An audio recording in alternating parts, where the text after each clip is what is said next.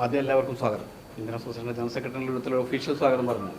ഇതെന്താ ഇന്ന് എല്ലാവരെയും ഒന്ന് കാണണമെന്ന് പറഞ്ഞതിൻ്റെ കാരണം എന്താണെന്ന് വെച്ച് കഴിഞ്ഞിട്ടുണ്ടെങ്കിൽ, കഴിഞ്ഞ ദിവസങ്ങളിൽ നമ്മൾ ആരംഭിച്ച റൈസ് എന്ന് പറയുന്ന ഈ ഒരു കൺസെപ്റ്റ് അല്ലെങ്കിൽ ഒരു കമ്മ്യൂണിറ്റി ഇനീഷ്യേറ്റീവിൻ്റെ കാര്യങ്ങളെക്കുറിച്ച് ഇവിടുത്തെ മീഡിയകളെടുത്ത് കൃത്യമായിട്ടുള്ള ഒരു അപ്ഡേഷൻ കൊടുക്കണം എന്നതിൻ്റെ ഉദ്ദേശത്തിലാണ് ഇന്ന് നിങ്ങളടുത്ത് എല്ലാവർക്കും കാണണമെന്ന് പറഞ്ഞത്. നിലവിൽ 1-2 പത്രങ്ങൾ ഏഷ്യാനെറ്റ് ഉണ്ടായിരുന്നു, അതല്ലെങ്കിൽ അങ്ങനത്തെ കുറച്ച് ആൾക്കാർ ഇവിടെ വന്നിട്ട് അതിൻ്റെ ഒരു ഡീറ്റെയിൽസ് എടുത്ത് പോയിട്ടുണ്ടായിരുന്നു. പക്ഷേ അതിനപ്പുറത്ത് എല്ലാ ടീമിനെയും നമുക്കൊപ്പം കൊണ്ടുപോയി മീഡിയാസിനെ മൊത്തം വിശ്വാസത്തിലെടുക്കുമ്പോഴാണ് നമുക്കിത് മുന്നോട്ട് കൊണ്ടുപോകാൻ കഴിയുക എന്നുള്ളൊരു ബോധ്യത്തിൻ്റെ അടിസ്ഥാനത്തിലാണ് ഒരു പത്രസമ്മേളനം വിളിക്കുക അല്ലാതെ തന്നെ നിങ്ങളെല്ലാവരെയും കാണണമെന്ന് നമ്മൾ ആഗ്രഹിച്ചത്. അതിൻ്റെ ഭാഗമായിട്ടാണ് ഈ എല്ലാവരോടുള്ളൊരു മീറ്റിംഗ് അറേഞ്ച് ചെയ്തത്. ഇതാണ് പ്രാഥമികമായിട്ട് അതിനകത്ത് പറയാനുള്ളത്. അതിൻ്റെ തുടക്കത്തിൽ വേറൊരു കാര്യം പറയാനുള്ളത്, റൈസിനെ കുറിച്ച് നിങ്ങൾക്ക് കൃത്യമായിട്ടുള്ളൊരു ബോധ്യം ഇപ്പം നിലവിലുണ്ടാവും എന്നാണ് എനിക്ക് തോന്നുന്നത്. എന്താണ് സംഭവിച്ചുകൊണ്ടിരിക്കുന്നത്, എന്താണ് ഈ ഇനീഷ്യേറ്റീവ് കൊണ്ട് ഉദ്ദേശിക്കുന്നത് എന്നതിനെക്കുറിച്ച് കൃത്യമായിട്ടുള്ളൊരു ബോധ്യം നിങ്ങൾക്ക് ഉണ്ടാവും. പ്രാഥമികമായിട്ട് പറയാനുള്ള ഒരു കാര്യം, നമ്മൾ ഈ പരിപാടി നടത്തുന്ന സമയത്ത് ഇതിൻ്റെ കോൺഫിഡൻഷ്യാലിറ്റിയും ആളുകൾക്ക് കൊടുക്കുന്ന കോൺഫിഡൻഷ്യാലിറ്റി, കമ്പാഷൻ, കെയർ, ഈ 3 കാര്യങ്ങളാണ് നമ്മൾ പ്രാഥമികമായിട്ട് ഈ വിഷയത്തിൽ മുന്നോട്ട് വയ്ക്കാൻ ആഗ്രഹിക്കുന്നത്. അപ്പോൾ ആളുകളെക്കുറിച്ച് അല്ലെങ്കിൽ കേസുകളെക്കുറിച്ച് അല്ലെങ്കിൽ അതിൻ്റെ അനുഭവങ്ങളെക്കുറിച്ച് അപ്പോൾ നമ്മൾ ആളുകൾ പറയുമെങ്കിലും അത് പക്ഷേ ഒരു മീഡിയ പബ്ലിസിറ്റിക്ക് വേണ്ടി ഉപയോഗിക്കാതിരിക്കുകയോ അല്ലെങ്കിൽ അത് പുറത്തേക്ക് കൊടുക്കാതിരിക്കുകയോ ചെയ്യുന്നതാണ് അവരോട് നമ്മൾ ചെയ്യേണ്ട ഏറ്റവും മിനിമം മര്യാദ എന്ന ഒരു ബോധ്യം കൂടെ ഞങ്ങളുടെ അടുത്തുണ്ട്. അപ്പോൾ അനുഭവങ്ങൾ നമ്മുടെ അടുത്ത് ഷെയർ ചെയ്യുമ്പോൾ പ്രസിഡൻറ്റും ട്രഷറും ഇതുമായിട്ട് ബന്ധപ്പെട്ടുകൊണ്ടുന്ന ആളുകളൊക്കെ അനുഭവങ്ങൾ ഷെയർ ചെയ്യുമ്പോഴും അത് പുറത്തേക്ക് പറയുന്നത് അല്ലെങ്കിൽ ആ പേരുകൾ പുറത്തേക്ക് എത്തിക്കുന്നത് വളരെ കോൺഫിഡൻഷ്യലായിട്ട് സഹായം ആവശ്യമുള്ള ആളുകളവിടെ എത്തുന്നതിന് വിഘാതം സൃഷ്ടിക്കും എന്നാണ് നമ്മൾ കണക്ക്. അപ്പോൾ അതിന് പൂർണ്ണമായിട്ടുള്ള സഹകരണം നിങ്ങളുടെ എല്ലാവരുടെയും ഭാഗത്തുനിന്ന് ഉണ്ടാവണം എന്നാണ് ഈ ഇതിനെക്കുറിച്ച് ആദ്യമായിട്ട് പറയാനുള്ളത്.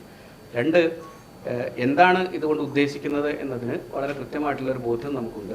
പുതിയ കാലത്തെ ആളുകൾക്ക് മൈക്രോ അല്ലെങ്കിൽ മാക്രോ കമ്മ്യൂണിറ്റി എന്ന രൂപത്തിൽ, ഫാമിലി എന്ന രൂപത്തിൽ ഞാനും എൻ്റെ കുടുംബവും മാത്രമായിട്ട് ജീവിക്കുന്ന ഒരു പരിതസ്ഥിതിയിൽ എന്നോടൊപ്പം നിൽക്കുന്ന സൊസൈറ്റിയിൽ നിന്നും അല്ലെങ്കിൽ എനിക്കൊപ്പം നിൽക്കുന്ന സുഹൃത്തുക്കളിൽ നിന്നും ഉള്ള തോന്നലിൻ്റെ അടിസ്ഥാനത്തിലാണ് ഇക്കഴിഞ്ഞ കാലത്തുണ്ടായ ഇത്തരം അനുഭവങ്ങളൊക്കെ മുന്നോട്ട് വരുന്നത്.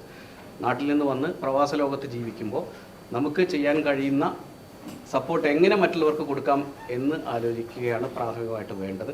സ്വാഭാവികമായിട്ടും ഇവിടെ വരുമ്പോൾ 4 ചുവരുകൾക്കുള്ളിലേക്ക് അടച്ചിടപ്പെടുകയും പരസ്പരമുള്ള കമ്മ്യൂണിറ്റി, സോഷ്യൽ ലൈഫ് എന്ന് പറയുന്നത് ഇല്ലാതായി പോവുകയും ചെയ്യുമ്പോൾ ഞാൻ അനുഭവിക്കുന്ന പ്രശ്നങ്ങൾ എൻ്റെ ജീവിതത്തിലെ പ്രശ്നങ്ങളാണ് ലോകത്തിലെ ഏറ്റവും പ്രധാനപ്പെട്ട പ്രശ്നങ്ങളെന്ന് മനസ്സിലാക്കി അല്ലെങ്കിൽ അത്തരത്തിലുള്ളൊരു തെറ്റിദ്ധാരണയിലൂടെ ജീവിതം തന്നെ അവസാനിപ്പിക്കാൻ വേണ്ടി തീരുമാനിക്കുകയും ചെയ്യുന്ന ഒരവസ്ഥ മനുഷ്യരുടെ ഇടയിൽ വളർന്നു വരുന്നതിൻ്റെ ഒരു സാഹചര്യം നിലനിൽക്കുന്നുണ്ട് എന്നാണ് നമ്മൾ തിരിച്ചറിഞ്ഞത്.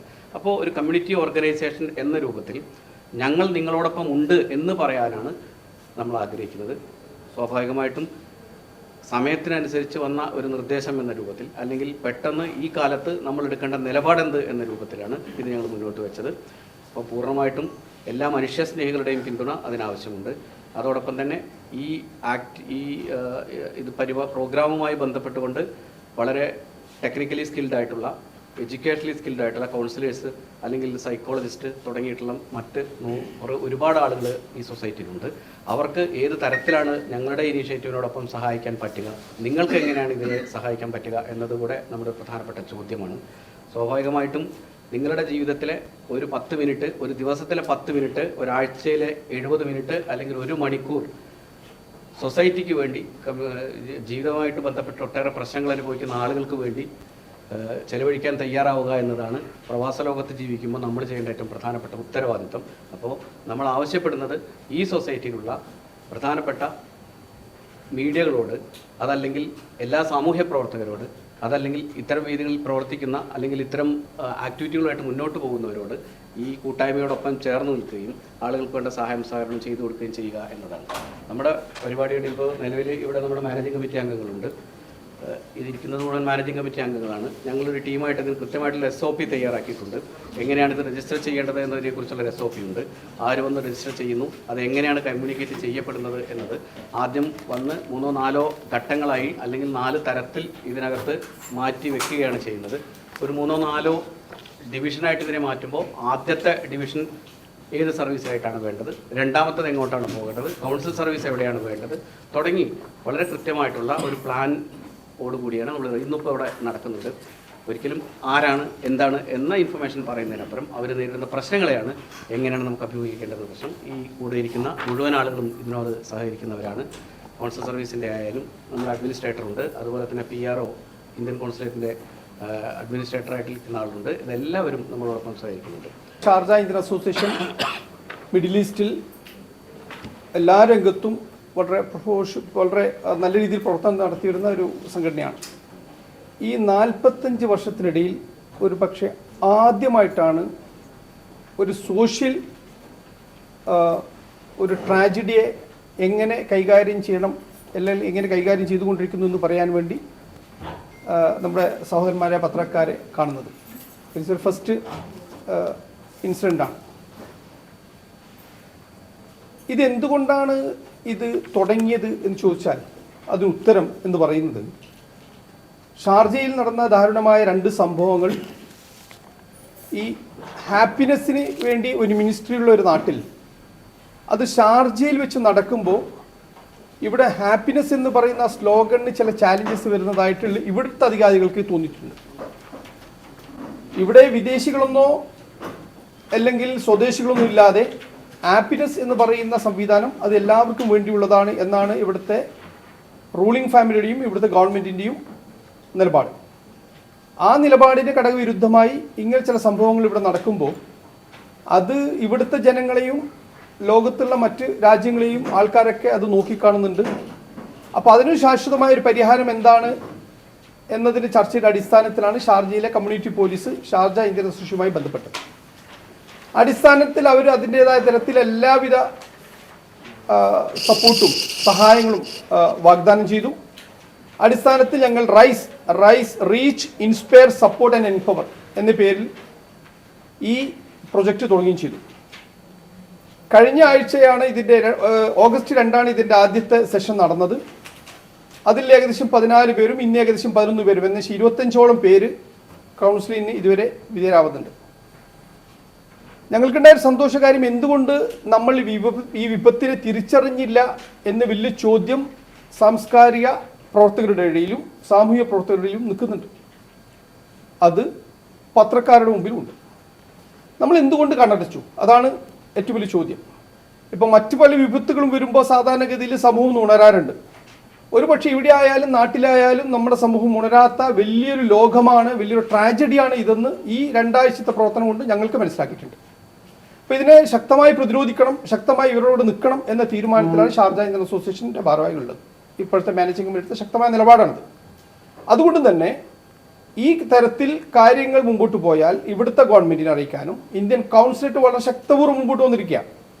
ഇന്ത്യൻ കൗൺസിലേറ്റ് അവർ പറഞ്ഞിരിക്കുകയാണ് ഏത് തരത്തിലുള്ള സഹായം വേണമെങ്കിലും ഞങ്ങൾ തയ്യാറാണ്. അതോടൊപ്പം നമ്മുടെ നാട്ടിലുള്ള ഗവൺമെൻറ്റുകളെയും അറിയിക്കണം. ഇത് കേരളത്തിൽ നിന്ന് മാറി ഇപ്പോൾ മറ്റുള്ള സംസ്ഥാനങ്ങളും ആൾക്കാർ നമ്മുടെ അപ്രോച്ച് ചെയ്യാൻ തുടങ്ങിയിട്ടുണ്ട്. അതുകൂടാതെ ഷാർജയിൽ മാത്രമല്ല മറ്റു പല സംസ്ഥാനങ്ങളിൽ നിന്നും ദുബായിൽ നിന്നും അടുത്തുള്ള അജ്മാലിൽ നിന്നൊക്കെ ആൾക്കാർ ഞങ്ങളെ കോൺടാക്ട് ചെയ്യാൻ തുടങ്ങിയിട്ടുണ്ട്. അപ്പോൾ ഇതൊരു വലിയൊരു വിപത്താണ്. ഈ ടോക്സിക് റിലേഷൻഷിപ്പ് അത് എങ്ങനെ നല്ല രീതിയിൽ അവസാനിപ്പിക്കാം എന്നതാണ്, അത് നല്ല രീതിയിൽ എങ്ങനെ മുമ്പോട്ട് കൊണ്ടുപോകും, ഒരു കുടുംബ ബന്ധം എങ്ങനെ നന്നായി കൊണ്ടുപോകാം എന്നതിൻ്റെ ക്ലാസ്സാണ് ഒരു പക്ഷേ ഞങ്ങളിവിടെ കൊടുക്കാൻ ശ്രമം നടത്തുന്നത്. അതിന് നിങ്ങളൊക്കെ സഹായം ആവശ്യമുണ്ട്. മാധ്യമം മേഖലയുടെ വലിയ സഹായം ഇതിലാവശ്യമുണ്ട്. ഇതിൽ പറയുന്ന ഏകദേശം 25 കേസുകളിൽ ഏകദേശം 90% വിക്ടിംസ് എന്ന് പറയുന്നത് ഫീമെയിലാണ്. 90-95%. ഇതിൽ വന്ന 2 കേസ് മാത്രമാണ് മെയിൽ കേസുകൾ വന്നിട്ടുള്ളത്, മെയിൽ ഞങ്ങൾ അപ്രോച്ച് ചെയ്തിട്ടുള്ളത്. ബാക്കി 23 വന്നിട്ടുള്ളത് വളരെ ദാരുണമായ വളരെ സങ്കീർണമായ പ്രശ്നത്തിലൂടെയാണ്. 2 ആത്മഹത്യ നമ്മളിവിടെ കഴിഞ്ഞു. അത് കഴിഞ്ഞ് പിറ്റേ ദിവസം ഷാർജ ബുഹൈറ പോലീസ് സ്റ്റേഷനിൽ ഞങ്ങൾക്ക് കോൾ വരികയാണ്. അത് ഞങ്ങളുടെ മാനേജിംഗ് കമ്മിറ്റി മെമ്പർ മുരളിയാനെ വിളിച്ചത്. 3ാമത്തെ ഒരു സാധ്യത ഇവിടെ നടക്കാൻ സാധ്യതയാണ്, അതുകൊണ്ട് നിങ്ങളൊന്ന് പോലീസ് സ്റ്റേഷനിൽ വരണമെന്ന് പറഞ്ഞിട്ട് ഞങ്ങളുടെ പ്രതിനിധി അവിടെ എത്തുകയും ഈ കേസ് നമുക്ക് കൈമാറുകയും ചെയ്തു. ആ സ്ത്രീയെ ഇങ്ങോട്ട് വരാൻ പറഞ്ഞു. നമ്മൾ അവരെ കൈകാര്യം ചെയ്തു. അത് അവർ ഏകദേശം മാനസിക നില തെറ്റിയ ഒരവസ്ഥയായിരുന്നു. 23 വർഷത്തെ ദാമ്പത്യ ജീവിതം തകർന്നതിൻ്റെ വളരെ എഡ്യൂക്കേറ്റഡ് ആയിട്ടുള്ളൊരു സ്ത്രീ. അവരുടെ ഭർത്താവും കൈവിട്ടു, മകനും കൈവിട്ടു എന്നതായിരുന്നു അതിൻ്റെ അവസ്ഥ. അപ്പോൾ ഈ 2 കൈവിടലും അവരെ മാനസികമായി വളരെ തളർത്തി. അപ്പോൾ അവരെ തീരുമാനിച്ചു മരിക്കാൻ. അങ്ങനെ ഇമെയിൽ സന്ദേശം അയച്ചു ഷാർജ പോലീസിന്, ഞങ്ങളിതാ മരിക്കാൻ പോവുകയാണെന്ന് പറഞ്ഞിട്ട്, ഞാൻ മരിക്കാൻ പോവുകയാണ് എന്ന് പറഞ്ഞിട്ട്. അപ്പോൾ അതിൽ നിന്ന് ഞങ്ങൾ കൗൺസിലിംഗ് തുടങ്ങി. അവർ പറഞ്ഞ് സമാധാനിപ്പിച്ചു. ഞങ്ങൾ പറഞ്ഞ ഒറ്റ കാര്യമുള്ളൂ, ഞങ്ങളടുത്ത് അലാവുദ്ദീൻ്റെ അത്ഭുത വിളക്കൊന്നുമില്ല, പക്ഷേ നിങ്ങൾ കൂടെ ഞങ്ങളുണ്ട്, ശക്തമായിട്ടുണ്ട്. നിങ്ങൾ നല്ലൊരു ഇൻകം ഉള്ള ഒരാളാണ്, നിങ്ങൾക്ക് ജീവിക്കാൻ പറ്റും, നിങ്ങൾ ജീവിച്ച് കാണിച്ചു കൊടുക്കണം, ആ ഫൈറ്റിംഗ് സ്പിരിറ്റ് ഒന്ന് കാണിച്ചു കൊടുക്കണം എന്ന് പറഞ്ഞ് അവരെ നമ്മൾ പല എക്സാമ്പിൾസ് പറയും. ഇപ്പോൾ ഇതിൽ തന്നെ പറഞ്ഞിട്ടുണ്ട്, നമ്മൾ ഇൻസ്പയർ ചെയ്യുന്നത് ഈ ഷെയർ സ്റ്റോറീസ് ഫോർ ഹോപ്പാണ്. അതാണ് നമ്മൾ ഇതിൻ്റെ ഒരു ഘടന എന്ന് പറയുന്നത്. അവർക്ക് പ്രതീക്ഷ കൊടുക്കുകയാണ്, അവർ ഹീൽ ചെയ്യുകയാണ്. അതുകൂടാതെ ഈ സിറ്റുവേഷൻ നിങ്ങൾക്ക് ഇമ്പ്രൂവ് ചെയ്യാൻ പറ്റും. അത് നമ്മുടെ കൗൺസിലേഴ്സും നമ്മുടെ മാനേജിംഗ് കമ്മിറ്റിയിലെ മുരളിയും യൂസഫ് കൈയും അടങ്ങുന്ന മധു, പിന്നെ നസീർ, ജേക്കബ്, അനീസ്, നമ്മുടെ ജോയിൻറ്റ് സെക്രട്ടറി നമ്മുടെ ജിബി ബേബി, പിന്നെ ഇവിടെ ജോയിൻറ്റ് ട്രഷറർ നമ്മുടെ റിജി പാപ്പച്ചൻ, പിന്നെ നമ്മുടെ മാത്യു, യൂസഫ് ഖാൻ, പിന്നെ നമ്മുടെ താലിബ് അടങ്ങുന്ന ടീമുകൾ ഓരോ അസൈൻ ചെയ്തിട്ടുണ്ട് അവർക്കൊക്കെ. അപ്പോൾ അവർ വിളിച്ച് ആദ്യം ഭർത്താവോട് സംസാരിച്ചു, ഭർത്താവിൻ്റെ കാര്യങ്ങൾ പറഞ്ഞ് മനസ്സിലാക്കി കൊടുത്തു. 3 മാസം ഒരു കൂളിംഗ് പീരീഡ് അദ്ദേഹത്തിന് കൊടുത്തിട്ടുണ്ട്. ഇപ്പം നിങ്ങൾ ഈ തരത്തിൽ ഒരു തരത്തിലുള്ള ഇതും സംഭവങ്ങൾ ഉണ്ടാകാൻ പാടില്ല. ഇപ്പം തന്നെ അവർ സെപ്പറേറ്റഡ് ആണ്. അവർ മകനെ നാട്ടിലേക്ക് വിളിച്ചു, മകന് 1-2 സെഷൻ ഓൺലൈൻ സംസാരം നടത്തി. ഇപ്പം മകനും ഉമ്മയും തമ്മിൽ നല്ല രീതിയിൽ പോകാൻ തുടങ്ങി. ഹസ്ബൻഡ് ഇപ്പം കൂളിംഗ് ആണ്. ആ തരത്തിലേക്ക് കാര്യം പോകുന്നുണ്ട്. ചില സക്സസ് സ്റ്റോറീസ് അങ്ങനെ ഉണ്ടായിട്ടുണ്ട്. അതിലൊരു നമ്മൾക്ക് ചില ഇൻസ്പിറേഷൻ സ്റ്റോറീസ് വരുന്നുണ്ട്. ഇത് 2 തരം കുട്ടികളെയാണ് നമ്മൾ കാണുന്നത്. ഒന്ന്, ഇങ്ങനെ പ്രതിസന്ധി വരുമ്പോൾ വളരെ തകർന്നു പോകുന്ന ഒരു സ്ത്രീ ഭാഗം. പിന്നൊന്ന്, ഇങ്ങനത്തെ പ്രതിസന്ധി വരുമ്പോൾ ഒന്നുമില്ലാത്തടത്ത് ഉയർന്നു വരുന്ന പിന്നൊരു വിഭാഗം. അതും നമ്മളൊരു ഇന്ന് വന്നൊരു ഇൻട്രസ്റ്റിംഗ് സ്റ്റോറി എന്ന് പറയുന്നത്, ഇങ്ങനെ ഭർത്താവ് 15 വർഷം അവരെ വളരെ മാനസികമായും ശാരീരികമായും പീഡിപ്പിച്ചു. 15ാമത്തെ വർഷം ആ സ്ത്രീ തീരുമാനിച്ചു, ഞാൻ ഇനി I will take care of my own എന്ന് പറഞ്ഞ് അവർ ജോലി അന്വേഷിച്ചു. നല്ല ജോലി കിട്ടി, നല്ല ജോലി മുമ്പോട്ട് പോകുന്നു. ഭർത്താവിനെ പറഞ്ഞു സെപ്പറേറ്റ് താമസം തുടങ്ങി. ഇപ്പം ഭർത്താവ് റീകൺസിൽ അദ്ദേഹം പറഞ്ഞു, no I don't want to. അവർ പറയുകയാണ്, എനിക്ക് തിരിച്ച് ആ ജീവിതത്തിലേക്ക് പോകണ്ട, I'm alone, I'm happy. അവരിൽ നിന്ന് പറഞ്ഞത്, അവർക്ക് ആ ഭർത്താവിൻ്റെ പേരിൽ കേസുള്ളത് കൊണ്ട് അവൾക്ക് ഒരു ട്രാവൽ ബാൻ ഉണ്ട്. അപ്പോൾ അതിന് ആ ഭർത്താവാണ് ഇവിടെ വന്നത്. അപ്പോൾ ഇവർ പറയുന്നത്, എനിക്ക് ഇനി ആ ജീവിതത്തിലേക്ക് തിരിച്ചു പോകണ്ടെന്ന് മാത്രമല്ല, ഇനി ഏതെങ്കിലും കുട്ടികൾക്ക് ഇങ്ങനെ സൂയിസൈഡ്, ഇങ്ങനെ ഈ സങ്കീർണമായ പ്രശ്നങ്ങൾ പോകുന്നുണ്ടെങ്കിൽ I will be the role model, I want to tell the stories openly. അത്രയും കോൺഫിഡൻസ് ആണ്. ഇന്ന് വന്ന് പറഞ്ഞാണ് ആ സ്റ്റോറി എനിക്ക്, ഞാൻ എങ്ങനെയാണ് റിവൈവ് ആയത്, ഞാൻ എങ്ങനെയാണ് മാറിയത് എന്ന് എൻ്റെ സ്ത്രീ സമൂഹത്തോട് എനിക്ക് പറയണം. അപ്പോൾ അതൊക്കെ ഒരു വല്ലാത്തൊരു ഇൻസ്പിറേഷനാണ്. അവർ ഇങ്ങനെയുള്ള സ്റ്റോറീസ് നമ്മൾ എടുത്തണം. ഈ പത്രസമ്മേളനത്തിൻ്റെ ഉദ്ദേശം എന്ന് സത്യത്തിൽ പറയുന്നത്, ഇതൊരു അഡ്വർടൈസ്മെൻറ്റ്, ഷാദൻ അസോസിയേഷൻ്റെ ഒരു അഡ്വർടൈസ്മെൻറ്റ് ഇതിലില്ല. ഇത് വേണ്ടത് ആ സ്ത്രീ സമൂഹത്തിലേക്ക് ഞങ്ങളുണ്ട് നിങ്ങളെ കൂടെ എന്ന് എത്തിക്കാനുള്ള ശ്രമമാണ്. ഒരു പക്ഷേ നമ്മളെല്ലാവരും കൂടി വിചാരിച്ചാൽ ഏകദേശം 60-70% ആൾക്കാർക്ക് ഇതെത്താൻ സാധ്യതയില്ല. അങ്ങനെ വന്നാൽ ഒരു പരിധിവരെ നമുക്ക് സഹായിക്കാൻ പറ്റും. ഈ അടുത്ത കാലത്ത് നിങ്ങളിൽപ്പെട്ട ഒരു മാധ്യമ പ്രവർത്തകൻ എന്നെ വിളിച്ചിരുന്നു. എന്നോട് പോലീസ് ഒരു നമ്പർ കൊടുക്കാനുണ്ട്, നിങ്ങളുടെ നമ്പർ കൊടുത്തോട്ടെ, വളരെ രഹസ്യമായിട്ട് അവർക്ക് നിങ്ങളോട് സംസാരിക്കാനുണ്ട്. അപ്പോൾ ഞാൻ പറഞ്ഞു കൊടുത്തോളൂ, നോ പ്രോബ്ലം. അങ്ങനെ ആ സ്ത്രീ എന്നെ വിളിച്ചിരുന്നു. ആ സ്ത്രീ വിളിച്ചത് ഫോൺ നമ്പറിൽ നിന്നല്ല വിളിച്ചത്, ഒരു ഇൻ്റർനാഷണൽ നമ്പറിലൂടെ പോയി മറ്റുള്ള ഒരു പ്ലാറ്റ്ഫോം ഉപയോഗിച്ചിട്ടാണ് എന്നെ വിളിച്ചത്. അപ്പോൾ ഒരിക്കലും നമുക്ക് മനസ്സിലാവില്ല ഇവിടെയുള്ള സ്ത്രീയാണ്. അവരുടെ പ്രൊഫഷൻസും കാര്യങ്ങളൊക്കെ എന്ന് വെച്ചാൽ ഹൈ എൻഡ് പ്രൊഫഷനാണ്. പ്രശ്നമാണ് ലീഗൽ ലെവലിലേക്ക് പോകണമെങ്കിൽ അവർക്ക് കുറച്ച് സ്റ്റെപ്പ് എടുക്കാനുണ്ടായി. ലീഗൽ ഫോർമാലിറ്റി ചോദിക്കാനാണ് വിളിച്ചത്. അപ്പം ഞങ്ങൾക്ക് അറിയുന്ന പരിമിതമായി ഇത് വെച്ചിട്ട് നമ്മൾ കറക്റ്റ് അതിൻ്റെ ഇത് കൊടുത്തിട്ടുണ്ട്, അതിൻ്റെ ഡയറക്ഷൻ കൊടുത്തിട്ട് എങ്ങനെയാണ് ചെയ്യേണ്ടത് നിങ്ങൾ കാര്യങ്ങളൊക്കെ. അങ്ങനെ തരത്തിലും കോൾ വരുന്നുണ്ട്. അപ്പോൾ ഒരുപാട് മാറ്റങ്ങൾ ഈ 2 ആഴ്ച കൊണ്ട് നടക്കുമ്പോൾ ഞങ്ങൾ തന്നെ ഷോക്കാവുകയാണ്. ഞങ്ങൾ എന്തുകൊണ്ട് ഇത് മുമ്പേ തുടങ്ങിയില്ല, അല്ലെങ്കിൽ നമ്മൾ തുടങ്ങിയില്ല, അല്ലെങ്കിൽ ബാക്കിയുള്ള ഇത് ഷാർജ ഇന്ത്യൻ അസോസിയേഷൻ മാത്രം പ്രശ്നമല്ല. ഇത് ലോകത്തിലുള്ള പ്രത്യേകിച്ച് മിഡിൽ ഈസ്റ്റിലുള്ള എല്ലാ സാമൂഹ്യ സാംസ്കാരിക ആൾക്കാരും അവിടുത്തെ ഭരണാധികാരികളുമായി അല്ലെങ്കിൽ ഡിപ്പാർട്ട്മെൻറ്റുമായി ബന്ധപ്പെട്ടുകൊണ്ട് നടത്തേണ്ട ഒരു പ്രവർത്തനത്തിൻ്റെ ഭാഗമാണ് ഇത്. This is one of the most important activity in should be the calendar. നമ്മളൊരു കലണ്ടർ, ഒരു ആക്ടിവിറ്റി കലണ്ടറുള്ള സമയത്ത് ഇങ്ങനെയുള്ള ഇത് ഈ ഒരു ഏരിയയും കൂടി ഈ ഫാമിലി കൗൺസിലിംഗ്, ഫാമിലി ആക്ടിവിറ്റീസ് ചെയ്യണം എന്ന് തന്നെയാണ് ഞങ്ങൾക്ക് പറയാനുള്ളത്. ഇതിൽ പിന്നെ ഞങ്ങൾ കണ്ട കുറേ ഇതുണ്ട്. ഒന്ന്, ഇവർ ഇങ്ങനെ പറയുന്ന ഈ കുടുംബങ്ങൾ പലപ്പോഴും സോഷ്യലായിട്ട് കൂടുതൽ ബന്ധപ്പെടാത്ത ആൾക്കാരാണ്. അവർ സോഷ്യൽ കമ്മിറ്റ്മെൻറ്റ്സ് കൂടുതൽ ആൾക്കാർ ഐസൊലേറ്റഡ് ആണ്. അല്ലെങ്കിൽ തന്നെ അവർ ഈ കുടുംബങ്ങളിൽ വളരെ പ്രശ്നങ്ങൾ നേരിട്ടവരാണ്. ഇങ്ങനെ കുറേ കാര്യങ്ങളുണ്ട് ഇതിലൊരു കാര്യം ഞാൻ കഴിഞ്ഞ സമയത്തും പറഞ്ഞിരുന്നു. എനിക്ക് നാട്ടിലുള്ള മാതാപിതാക്കളോട് കാര്യം പറയാനുണ്ട്.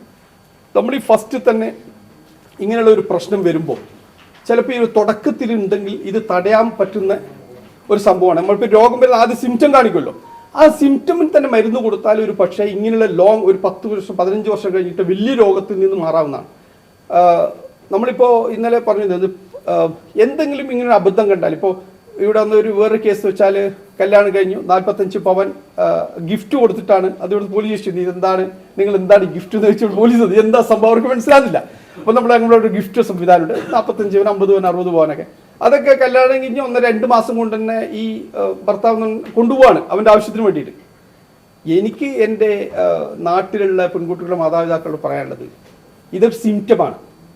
നമ്മുടെ ലോകത്തിപ്പോൾ വരുന്നത് പൊളൈറ്റ്ലി സേ നോ എന്ന് പറയുന്ന ഒരു സംഭവമുണ്ട്. Politely say no, learn to say no, politely say no. ഈ പൊളൈറ്റ്ലി സേ നോ അപ്പോൾ പഠിപ്പിക്കാൻ നമ്മൾ പെൺകുട്ടികളെ പഠിപ്പിക്കണം. കോംപ്രമൈസ് ആവരുത്. നോ, അത് പറ്റൂല, നല്ല രീതിയിൽ പറഞ്ഞു കൊടുത്താൽ മതി. അത് പറ്റൂല, അത് അങ്ങനെ പഠിക്കാം. കാരണം ഇതൊക്കെയാണ് 15 വർഷം കഴിഞ്ഞിട്ട് നമ്മൾ മുമ്പിലേക്ക് വരുന്നത്. എൻ്റെ 15 വർഷം മുമ്പ് എൻ്റെ സ്വർണം എടുത്തു കൊണ്ടുപോയിട്ടുണ്ട്. അതിന് തെളിവൊന്നുമില്ലല്ലോ, അതിന് ഡോക്യുമെന്റേഷൻ ഇല്ല. പിന്നെ ഇത് സാമ്പത്തികമായി ഇങ്ങനെ വന്നു കഴിഞ്ഞാൽ പെൺകുട്ടി ഇവിടെ വന്നാൽ വേറൊരു കേസ്, പെൺകുട്ടി ഇവിടെ വന്നു ജോലി തുടങ്ങി. ഈ ഭർത്താവ് എന്ന് പറയുന്ന മാന്യദേഹം എന്ത് ചെയ്തു വെച്ചാൽ നല്ലൊരു എമൗണ്ട് ലോൺ എടുപ്പിച്ചു. ലീഗലായിട്ട് ബ്ലോക്കായി കുട്ടി ചെക്കിൽ ഒപ്പിടിച്ചു, ചെക്ക് കൊടുത്തു, ഇവൻ കൊടുത്തില്ല. പലയിടത്തും ചെക്ക് കൊടുത്തു, ബിൽഡിംഗ് റൂമും റെന്റും കാര്യം കിട്ടി, ഇവളെ ചെക്ക് കൊടുക്കാണ്, ക്രെഡിറ്റ് കാർഡ് ഉപയോഗിക്കാണ്. അപ്പോൾ ഇതൊക്കെ ഒരു അലേർട്ട്നെസ് നമ്മൾ പഠിച്ചുകൊണ്ട് മാത്രം കാര്യമില്ല എന്നാണ് എനിക്ക് പറയാനുള്ളത്. ഇതൊക്കെ ട്രെയിൻ ചെയ്യണം പെൺകുട്ടികളെ. ഇതെല്ലാം ലീഗലാലിറ്റിയുള്ള ഒരു സംഭവങ്ങളും. ഇപ്പോൾ ചെക്ക് തന്നെ നമ്മൾ ചെക്ക് ഇഷ്യൂ ആണെങ്കിൽ ചെക്കിൻ്റെ കാശ് ഉണ്ടെങ്കിൽ മാത്രമേ ചെക്ക് ഇഷ്യൂ ചെയ്യാൻ പാടുള്ളൂ എന്നാണ് ഗവൺമെൻറ് ലോ. ആ ലോനെ മറികടന്നുകൊണ്ടാണ് ഈ പറയുന്ന ഹസ്ബൻഡ് അവനക്ക് ബിസിനസ് തുടങ്ങാൻ വേണ്ടിയിട്ടും മറ്റും ഭാര്യയുടെ ചെക്ക്, ഭാര്യയുടെ ക്രെഡിറ്റ് കാർഡ്, ഭാര്യയുടെ പാസ്പോർട്ട് ഇതൊക്കെ ഉപയോഗിക്കുന്നത്. അപ്പോൾ നമ്മളെ കുട്ടികൾക്ക് കൊടുക്കേണ്ട ഒരു അവയർനെസ് ഉണ്ട്. ഈ കാര്യങ്ങളിലൊക്കെ പൊളൈറ്റ്ലി സേ നോ എന്ന് പറയാനുള്ള ധൈര്യം നമ്മൾ ചെറുപ്പത്തിൽ തന്നെ നമ്മൾ പെൺകുട്ടികൾക്ക് കൊടുക്കണം. കാരണം ഞാൻ പെൺകുട്ടികൾ പറയാൻ കാരണം 90% വിക്ടിംസ് എന്ന് പറയുന്നത് നമ്മുടെ പെൺകുട്ടികളാണ്. അതുകൊണ്ട് അവരെ സംരക്ഷിക്കേണ്ട ചുമതല നമുക്കുണ്ട്. ഇതാണ് കത്തി പറയാൻ.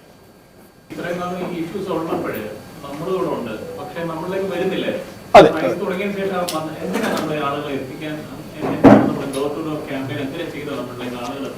നമ്മൾ സത്യത്തിൽ വളരെ ആശങ്കയോടുകൂടിയാണ് ഈ പ്രൊജക്റ്റ് ഏറ്റെടുത്തത്. ആദ്യം എന്ന് വെച്ചാൽ ഇത് എങ്ങനെയാണ് ഇതിന്റെ റെസ്പോൺസ് നമുക്കറിയില്ലല്ലോ. ഇത് ഫസ്റ്റ് ടൈമാണ് ഒരു സോഷ്യൽ ഓർഗനൈസേഷൻ ഇങ്ങനെ എടുക്കുന്നത്. പക്ഷേ ഷാദ പോലീസ്, കമ്മ്യൂണിറ്റി പോലീസ് കൂടുതലുകൊണ്ട് ആ ധൈര്യം ഉണ്ടായിരുന്നു.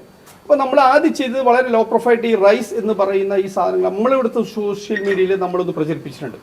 പത്രക്കാരും നമ്മളെ സഹായിച്ചിട്ടുണ്ട്, പത്രങ്ങളിലും വന്നിട്ടുണ്ട്. അതല്ലാതെ ഒരു ഡോർ ടു ഡോറും നമ്മളിത് ചെയ്തിട്ടില്ല ഇതുവരെ. പക്ഷേ ഞങ്ങൾക്ക് പൊതുസമൂഹത്തോട് പറയാനുള്ളത് ഈ പെൺകുട്ടികൾ നേരിട്ട് വരാനുള്ള ഒരു പ്രശ്നങ്ങൾ ഉണ്ട് എന്ന് ഞങ്ങൾ മനസ്സിലാക്കുന്നു. അപ്പോൾ നമ്മുടെ കൗൺസിലേഴ്സ് അങ്ങോട്ട് അടുത്തുള്ള ഏതെങ്കിലും സ്ഥലത്ത് പോയി അവരെ കാണാനുള്ള സംവിധാനം ഞങ്ങൾ ഒരുക്കുന്നുണ്ട്. നമുക്ക് വണ്ടിയുണ്ട്, ഡ്രൈവേഴ്സ് ഉണ്ട്, 25 ക്വാളിഫൈഡ് നമ്മുടെ കൗൺസിലേഴ്സ് ഉണ്ട്. പുറത്തുനിന്ന് 1-2 എക്സ്ക്ലൂസീവ് കൗൺസിലേഴ്സ് വരുന്നുണ്ട്. അതുകൊണ്ട് അങ്ങനെയുള്ള സംരംഭങ്ങളെ ആർക്കെങ്കിലും വളരെ കോൺഫിഡൻഷ്യലായിട്ട് പുറത്ത് എവിടെയെങ്കിലും വെച്ച് കോൺഫിഡൻഷ്യലായിട്ട് കാണാനുള്ള സംവിധാനം കൂടി ഞങ്ങൾ ഒരുക്കുന്നുണ്ട്. ഇപ്പോൾ ഇത് പോയിട്ടുള്ളത് വാട്സപ്പ് ഈ നമ്മുടെ സോഷ്യൽ മീഡിയയിലൂടെ മാത്രമാണ്. ഇതിന്റെ എങ്ങനെ കാണാൻ ആഗ്രഹിക്കാത്തവർക്ക് അതിന് മറ്റു മാർഗങ്ങളുണ്ടെങ്കിൽ ഇപ്പോൾ ഫോൺ വഴി വളരെ എക്സ്ക്ലൂസീവ് ആയിട്ടുള്ള ലൈൻ വഴി അങ്ങനെ. അതാണ് ഞാൻ നേരത്തെ പറഞ്ഞത്. ഈ സമയത്ത് ഞങ്ങളുടെ മാനേജിംഗ് കമ്മിറ്റിയിൽപ്പെട്ട ആരെയും including PST president secretary treasurer അവർക്ക് വളരെ രഹസ്യമായിട്ട് ഏത് പ്ലാറ്റ്ഫോമിൽ നിന്ന് വിളിക്കുകയാണ് അത് 100% കോൺഫിഡൻസ് ആയിരിക്കും, കോൺഫിഡൻഷ്യാലിറ്റി കീപ്പ് ചെയ്യാനായിരിക്കും. ഹെൽപ്പ് ലൈൻ ഓൾറെഡി ഉണ്ട്. ഇവിടെ രജിസ്ട്രേഷൻ നമ്പർ ഉണ്ട് 065 ഇവിടെ 5610-845. ഈ കോപ്പി നിങ്ങൾക്ക് തരാം. ഇതിന്റെ 0615610-845. അതുകൂടാതെ കമ്മ്യൂണിറ്റി സപ്പോർട്ട് @IASharjah.com എന്ന മെയിൽ. അത് രണ്ടും കോൺഫിഡൻഷ്യാലിറ്റി ഇപ്പോൾ വിളിച്ച് പറയാം. No problem at all, any time they can. Saturday ആണ് ഞങ്ങൾ സാധാരണ ഇത് വെച്ചിട്ടുള്ളത് ഈ കൗൺസിലിംഗ് സർവീസ്. പക്ഷേ എമർജൻസി കേസ് ഞങ്ങൾ ഇപ്പോൾ ഇമ്മീഡിയറ്റ് ഇപ്പോൾ പിന്നെ ഇതിനടുത്ത് 2 ദിവസം മുമ്പ് ഒരു സംഭവം ഉണ്ടായി. പെൺകുട്ടി രാത്രി 1:30 മണിക്ക് ഇറങ്ങി ഓടി ഷാർജ പോലീസ് സ്റ്റേഷനിൽ പോയി അഭയം പ്രാപിച്ചു. അപ്പോൾ അത് രാത്രി 1:30 മണിക്ക് വിളിക്കുമ്പോൾ ഞങ്ങൾക്ക് പറയാൻ പറ്റില്ല ശനിയാഴ്ച വാദം. അത് ഇമ്മീഡിയറ്റ് തന്നെ നമ്മുടെ മാനേജിംഗ് കമ്മിറ്റി മെമ്പേഴ്സ് അതിൻ്റെ സഹോദരനെ വിളിക്കുകയും അതോടൊപ്പം മറ്റുള്ള അത് ചെയ്തിട്ട് പെൺകുട്ടിയെ സുരക്ഷിതമാക്കി. അതിനുശേഷം പിറ്റേ ദിവസം ഇവിടെ വിളിച്ച ശേഷം ഞങ്ങൾ അതിൻ്റെ കൗൺസിലിംഗ് കാര്യങ്ങളൊക്കെ കൊടുത്തു. അവരത് കോൺഫിഡൻറ്റ് ചെയ്തു. നല്ലപോലെ അവരെ കോൺഫിഡൻസ് ബിൽഡ് ചെയ്ത ശേഷം പിന്നെ അവരെ ഞങ്ങൾ അവരുടെ മറ്റുള്ള ഇതിലേക്ക് പോയി. അതിൻ്റെ കൗൺസിലിംഗ് ഇന്ന് നടക്കുന്നുണ്ട്. ഞങ്ങൾ ഇപ്പോൾ ഇന്ന് 8 കൗൺസിലേഴ്സ് ഇവിടെ ഉണ്ട്. ഇന്ന് ടോട്ടൽ 25 മെമ്പേഴ്സാണ് നമ്മുടെ കൗൺസിലിംഗ് ടീമിലുള്ളത്. 8 കൗൺസിലേഴ്സ് ഇന്ന് ഇവിടെ ഉണ്ട്. അവർ ഓരോ റൂമിൽ അവരവർ കാണും. ഈ കൗൺസിലിംഗ് നടക്കുന്നത് 1-to-1 കൗൺസിലേഴ്സ് മാത്രമാണ്. അത് അവർ പ്രൊഫഷണൽസ് ആണ്. അവർക്കറിയാം എന്താ ചോദിക്കേണ്ടത്, എങ്ങനെ ചോദിക്കണം. നമ്മൾ കുറച്ച് സംസാരിച്ച് അവരെ യഥാർത്ഥ പ്രോബ്ലം എഴുതിയിട്ട് നമുക്ക് ഡോക്യുമെന്റ് ചെയ്യും. ആ ഡോക്യുമെന്റ്സ് ഇവിടെ ഉണ്ട്. അവർ കൺസെന്റ് നമ്മൾക്ക് എഴുതി തരണം. ആദ്യം നമുക്ക് വന്നുകൊണ്ട് നമ്മൾ പിന്നെ ഇത് ചെയ്യാൻ പറ്റും. ഇങ്ങനത്തെ ഒരു കൺസെന്റ് പേപ്പർ ഉണ്ട്. അവരൊന്ന് എഴുതി നമ്മൾ ഒരു ഒപ്പിട്ട് വാങ്ങും. കാരണം വെച്ചാൽ ഇത് ഞങ്ങളുടെ ഇവിടുത്തെ ലീഗൽ പരമായിട്ട് പോലീസ് പറഞ്ഞാണെങ്കിൽ ഒന്ന് വാങ്ങിക്കോളും. കാരണം അവരെ കൺസെന്റ് ഇല്ലാതെ നമുക്ക് ഇതൊന്നും ഇടപെടാൻ പറ്റും. ആരാണ് നമ്മൾ കൗൺസിൽ ചെയ്യുന്നത് അവരെ കൺസെന്റ് നമ്മൾ വാങ്ങും. അത് കഴിഞ്ഞ ശേഷം ഒരു ഫോം ഉണ്ട്. അത് അവർ ഈ കൗൺസിലേഴ്സ് ഉണ്ടാക്കിയ അവരുടെ ഒരു SOP ആണത്. അത് അവർ ആ ക്വസ്റ്റ്യൻ അവർ ചോദിച്ച് അവർ കാര്യങ്ങൾ മനസ്സിലാക്കിയിട്ട് നമ്മൾ ടീമിന് കൊടുക്കും. പിന്നെ നമ്മളത് നെക്സ്റ്റ് ലെവൽ ഇപ്പോൾ പാസ്പോർട്ടിന്റെ സംബന്ധമായ ഇഷ്യൂയും കാര്യങ്ങളൊക്കെ ആണെങ്കിൽ നമ്മൾ നേരിട്ട് കൗൺസിൽ വിളിച്ച് ഇമ്മീഡിയറ്റ് ഇതുണ്ട്. ഈ അടുത്ത കാലത്ത് കുട്ടിയുടെ പാസ്പോർട്ട് എക്സ്പയർ, വൈഫിന്റെ പാസ്പോർട്ട് എക്സ്പയർ, ഇദ്ദേഹമാണെങ്കിൽ ഇത് പിടിച്ച് എക്സ്പയർ ആക്ടീവ് ഇല്ലീഗൽ സ്റ്റാറ്റസിൽ നിർത്തി. അപ്പോൾ അവർ വോയിസ് അങ്ങ് കുറഞ്ഞു, പറയാൻ പറ്റൂല, ചോദിക്കാൻ പറ്റൂല. ഇതിൽ എല്ലാ കമ്മ്യൂണിറ്റി ഉണ്ട് കേട്ടോ. ഫോർ ഇൻഫർമേഷൻസ് ഞങ്ങളെ അത്ഭുതപ്പെടുത്തും. നമ്മൾ ഇത്രയെല്ലാം നമ്മൾ പിന്നെ ഉയർന്നിട്ടും പ്രത്യേകിച്ച് ഇപ്പോൾ കേരളത്തിൽ നിന്നുള്ള കൂടുതൽ അട്രാക്ഷനാണ് നടക്കുന്നുള്ളത്. അപ്പോൾ അതിൽ എല്ലാവരും ഉണ്ട്. അപ്പോൾ നമ്മൾ ഈ പറയുന്ന ഈ സാംസ്കാരിക തലത്തിലേക്ക് വലിയ ചോദ്യചിഹ്നമാണ്. കേരളത്തിന് മുമ്പിൽ വലിയ ചോദ്യചിഹ്നമാണ് സത്യം പറഞ്ഞാൽ. എല്ലാവരുടെ മുമ്പിലും ഇതുണ്ട്. എല്ലാ മതങ്ങളും രാഷ്ട്രീയ പാർട്ടികളും സാംസ്കാരിക സംഘടനകളും എഴുത്തുകാരും ബുക്കുകാരും പത്രക്കാരും ഏറ്റെടുക്കേണ്ട സംഭവമാണ്. കാരണം എല്ലാവരുടെ മുമ്പിൽ ഇതുണ്ട്, എല്ലാ പ്രശ്നങ്ങളിലും ഉണ്ട്. ഈ ടോക്സിക് സംഭവം വലിയ സംഭവമാണ്. കാരണം വെച്ചാൽ വീടിൻ്റെ അത്ര അണുബോംബാണ് ഉണ്ടാകുന്നത്. ആ ബോംബ് എപ്പോൾ പൊട്ടുന്ന മാത്രമേ ഉള്ളൂ. ചില കുട്ടികൾ അത് സഹിച്ച് അങ്ങനെ ജീവിതം നരകമായിട്ട് അങ്ങനെ പോകും. അങ്ങനെ അബ്സോർവ് ചെയ്ത് എൻ്റെ വിധിയാണ്, അത് ആൺകുട്ടിയാണ്. പലപ്പോഴും അമ്മമാരെ വിളിക്കും, അമ്മമാരെ പറയും, അച്ഛന്മാർ പറയും നാട്ടിൽ നിന്ന്. അരെ സ്വന്തം പെൺകുട്ടി അച്ഛൻ പറയാണ് ആൺകുട്ടിയല്ലേ, നീ ഒന്ന് ക്ഷമിച്ചുകളാ. ഇതാണ് ആൻസർ. അതിലൂടെ അവർ തകരുകയാണ്. ഈ ആൺകുട്ടി ആയതുകൊണ്ട് അവൻ വലിയ വലിയ പിന്നെ ശക്തിമാനാണ് അവന്, ആൺകുട്ടി. അപ്പോൾ ആ ഒരു ശക്തിമാന്റെ കൂടെ എല്ലാം ഈ സഫർ ചെയ്ത നിങ്ങൾ കൂടിയാണ് ഞങ്ങൾ എന്നാണ് നമ്മളിപ്പോൾ പറയാൻ ആഗ്രഹിക്കുന്നത്. അല്ലാതെ മറ്റു രീതിയിൽ ഏതെങ്കിലും പരിഹാരം മാർഗങ്ങൾ, ഉദാഹരണത്തിന് പോലീസുമായി ബന്ധപ്പെട്ടോ അല്ലെങ്കിൽ എന്തെങ്കിലും ലീഗൽ, അതെല്ലാം എങ്ങനെ പരിഹരിക്കും? അത് ഇപ്പോൾ ഒരു ഫിസിക്കൽ അറ്റാക്ക് ഉണ്ടെങ്കിൽ ഇമ്മീഡിയറ്റ്ലി നമ്മളത് സ്റ്റോപ്പ് ചെയ്യും. ഫിസിക്കൽ അറ്റാക്ക് നടക്കുന്നുണ്ടെങ്കിൽ, ഫിസിക്കൽ അബ്യൂസ്മെന്റ് നടക്കുന്നുണ്ടെങ്കിൽ, അടിക്ക് മർദ്ദനം അതിങ്ങനെ ഉണ്ടെങ്കിൽ ഇമ്മീഡിയറ്റ് പോലീസ്. അതിന് വേറെ വിഷയം. അത് ഈ നാടിനെതിരാണ്. നമ്മൾ പോലീസ് സപ്പോർട്ട്. അത് അവര് വിളിക്കും. അല്ല, നമ്മൾക്ക് പിന്നെ legal land of the rule എന്ന സാധനം ഉണ്ടല്ലോ, അതിൽ നമുക്ക് ഇടപെടാൻ പറ്റില്ലല്ലോ. നമുക്ക് പക്ഷെ പോലീസിന് എന്താ സംഭവിച്ചാൽ ഇപ്പോൾ ഇവിടെ നിന്നൊരു ഫിൽറ്ററിങ് കഴിഞ്ഞിട്ടാണ് അവിടെ എത്തുന്നത്. അപ്പോൾ അവർക്ക് ആശ്വാസമാണ്. അത് പെട്ടെന്ന് അവർക്ക് ഡിസിഷൻ എടുക്കാൻ പറ്റുന്നത്. പിന്നെ നമ്മുടെ നാട്ടിലെ വ്യത്യസ്തപരമായ കൾച്ചറുകൾ, ഭാഷകൾ, ഇതൊക്കെ പോലീസ് സംബന്ധമായ വലിയ പ്രശ്നമാണ് ഇവിടുത്തെ. ഒക്കെ ഇന്ത്യയിലെ തന്നെ പല സ്റ്റേറ്റിൽ ഉള്ള പല ജാതി മത വിഭാഗങ്ങളുടെ അവരുടെ രീതികൾ വ്യത്യാസമാണ്. അതൊന്നും അവർക്ക് അറിയുന്നില്ല. അപ്പോൾ ഇത് നമ്മൾ പറഞ്ഞു കൊടുത്തിട്ട് ഇതൊരു ക്യാപ്സ്യൂളൊക്കെ അവർ കൊടുക്കുമ്പോൾ അവർക്ക് തീരുമാനം എടുക്കാൻ പെട്ടെന്നാണ്. അപ്പോൾ അതുകൊണ്ട് തന്നെ ഞങ്ങൾ മനസ്സിലാക്കുന്ന വെച്ചാൽ ഇപ്പം ഈ പറയുന്ന ആൾക്കാരും ഒന്ന് അലേർട്ട് ആയിട്ടുണ്ട്. ഒരു അലേർട്ട്നെസ് നമ്മൾക്കിപ്പോൾ ഫീൽ ആകുന്നുണ്ട്. ആൾക്കാർ പറയുന്ന ആൾക്കാരും ഞങ്ങളങ്ങനെ ചെയ്യില്ല, ഇനി നമ്മൾ ശ്രദ്ധിച്ചോളാം, കാര്യങ്ങളൊക്കെ കുറച്ചും കൂടി നല്ല രീതിയിൽ കൊണ്ടുപോകാന്നുള്ള ഓഫേഴ്സ് ഈ പറയുന്ന ഹസ്ബൻഡ് പറഞ്ഞാൽ ഇപ്പോൾ വരുന്നുണ്ട്. അവരാണ് ഇപ്പോൾ നമ്മൾ സെക്കൻഡ് സെഷനിൽ നമ്മൾ കോൺസിഡർ ചെയ്യുന്നുണ്ട്. അപ്പോൾ അവരോട് പറയുന്നത് നമ്മൾ എത്രയും പറയുന്നുള്ളൂ, ഈ പറയുന്ന തരത്തിൽ നിങ്ങൾ നമ്മുടെ ഇതുമായിട്ട് ഇത് ചെയ്യുന്നില്ലെങ്കിൽ ഈ നാട് എന്ന് പറയുന്നത് ഇത് ശാന്തിയും സമാധാനവും ഹാപ്പിനെസ് ഒക്കെ പ്രൊമോട്ട് ചെയ്യുന്ന രാജ്യമാണ്. അപ്പോൾ അവിടെ വന്നിട്ട് ഈ കുടുംബകലഹവും പ്രശ്നങ്ങൾ ഉണ്ടാക്കുമ്പോൾ അവർക്കും ബുദ്ധിമുട്ടുണ്ട്. അതുകൊണ്ട് നിങ്ങൾ സഹായിക്കണം. നിങ്ങൾ എന്ത് ചെയ്യണം എന്ന് വെച്ചാൽ the way of treatment should be different. അതൊന്നും മാറ്റം നിങ്ങൾ. പല കാര്യങ്ങളും ചിലപ്പോൾ നാടുമായിട്ട് ബന്ധപ്പെട്ടിട്ടായിരിക്കും. ചിലപ്പോൾ ഈ പറയുന്നത് പോലുള്ള മുൻപ് കൊടുത്തിട്ടുള്ള സ്വത്തിന്റെ കാര്യത്തിലാണെങ്കിലും അല്ലെങ്കിൽ മറ്റു തർക്കങ്ങളോ അല്ലെങ്കിൽ ഇൻവോൾവ്മെന്റ് ചിലപ്പോൾ അവിടെ നിന്നുള്ള ഫാമിലി മെമ്പേഴ്സിനുള്ള. അപ്പൊ എങ്ങനെയാണ് ഈ കേരളത്തിലെ സർക്കാരുമായിട്ട് ബന്ധപ്പെട്ടുകൂടെ ഒരു കാര്യം പറഞ്ഞിട്ട് ഇതിനകത്ത് സത്യത്തിൽ 6 സ്റ്റേക്ക് ഹോൾഡേഴ്സാണ് ഈ പ്രോഗ്രാമിൻ്റെ ഭാഗമായിട്ടുള്ളത്.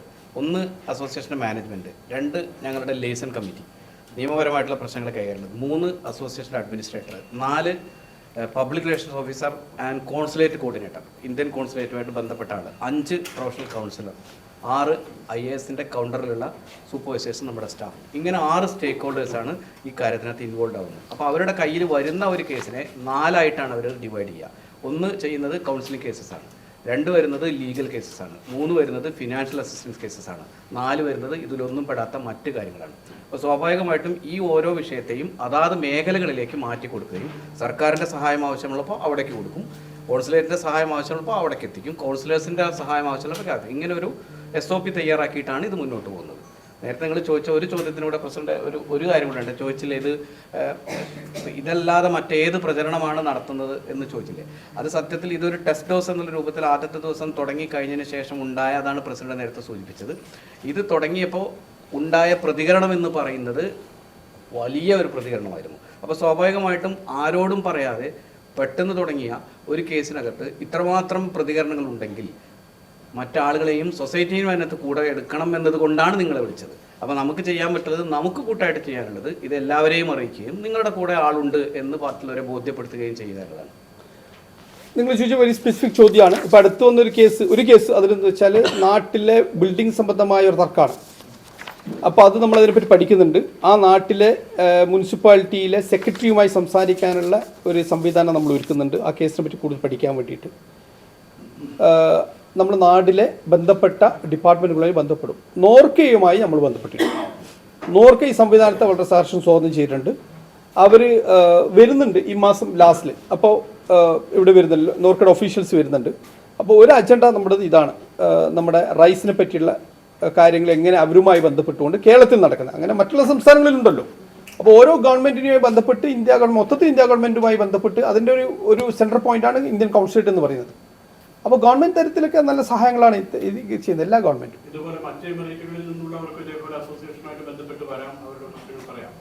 നമ്മൾ ഇതൊരു ഹ്യൂമാനിറ്റി കൺസിഡറേഷൻ കൊടുക്കേണ്ട ഒരു വലിയൊരു ഭാഗമാണ്. അപ്പോൾ ഇത് വെറും ഷാർജയിലും ഇപ്പോൾ ഈ പരിമിതമായ സൗകര്യം നമ്മളൊക്കെ വെച്ചുകൊണ്ട് ഷാർജയിലാണ്. പക്ഷേ ഷാർജ ഇന്ത്യൻ അസോസിയേഷന് ഇത് എക്സ്പാൻഡ് ചെയ്യുന്നതിൽ പ്രശ്നമില്ല. കാരണം ഇപ്പോൾ നമ്മൾ എക്സ്പെർട്ടൈസ് ആയി. അതുകൊണ്ട് മറ്റുള്ള വരുന്ന സ്ഥലങ്ങളിൽ നിന്ന് നിങ്ങൾ നോന്ന് പറയൂല. കാരണം നോന്ന് പറഞ്ഞാൽ അത് ട്രാജഡി ഉണ്ടാകാൻ സാധ്യതയുണ്ട്. നോന്ന് പറയില്ല. നമ്മൾ അതിനെയും രണ്ട് കോള് അത് നേരത്തെ ഞാൻ പറഞ്ഞ വേറൊരു ഓൺലൈനിൽ നിന്ന് വിളിച്ച കേസ്, അത് ദുബായിലെ കേസാണ്. ദുബായിൽ നിന്നാണ് ആ കോൾ വന്നിട്ടുള്ളത്.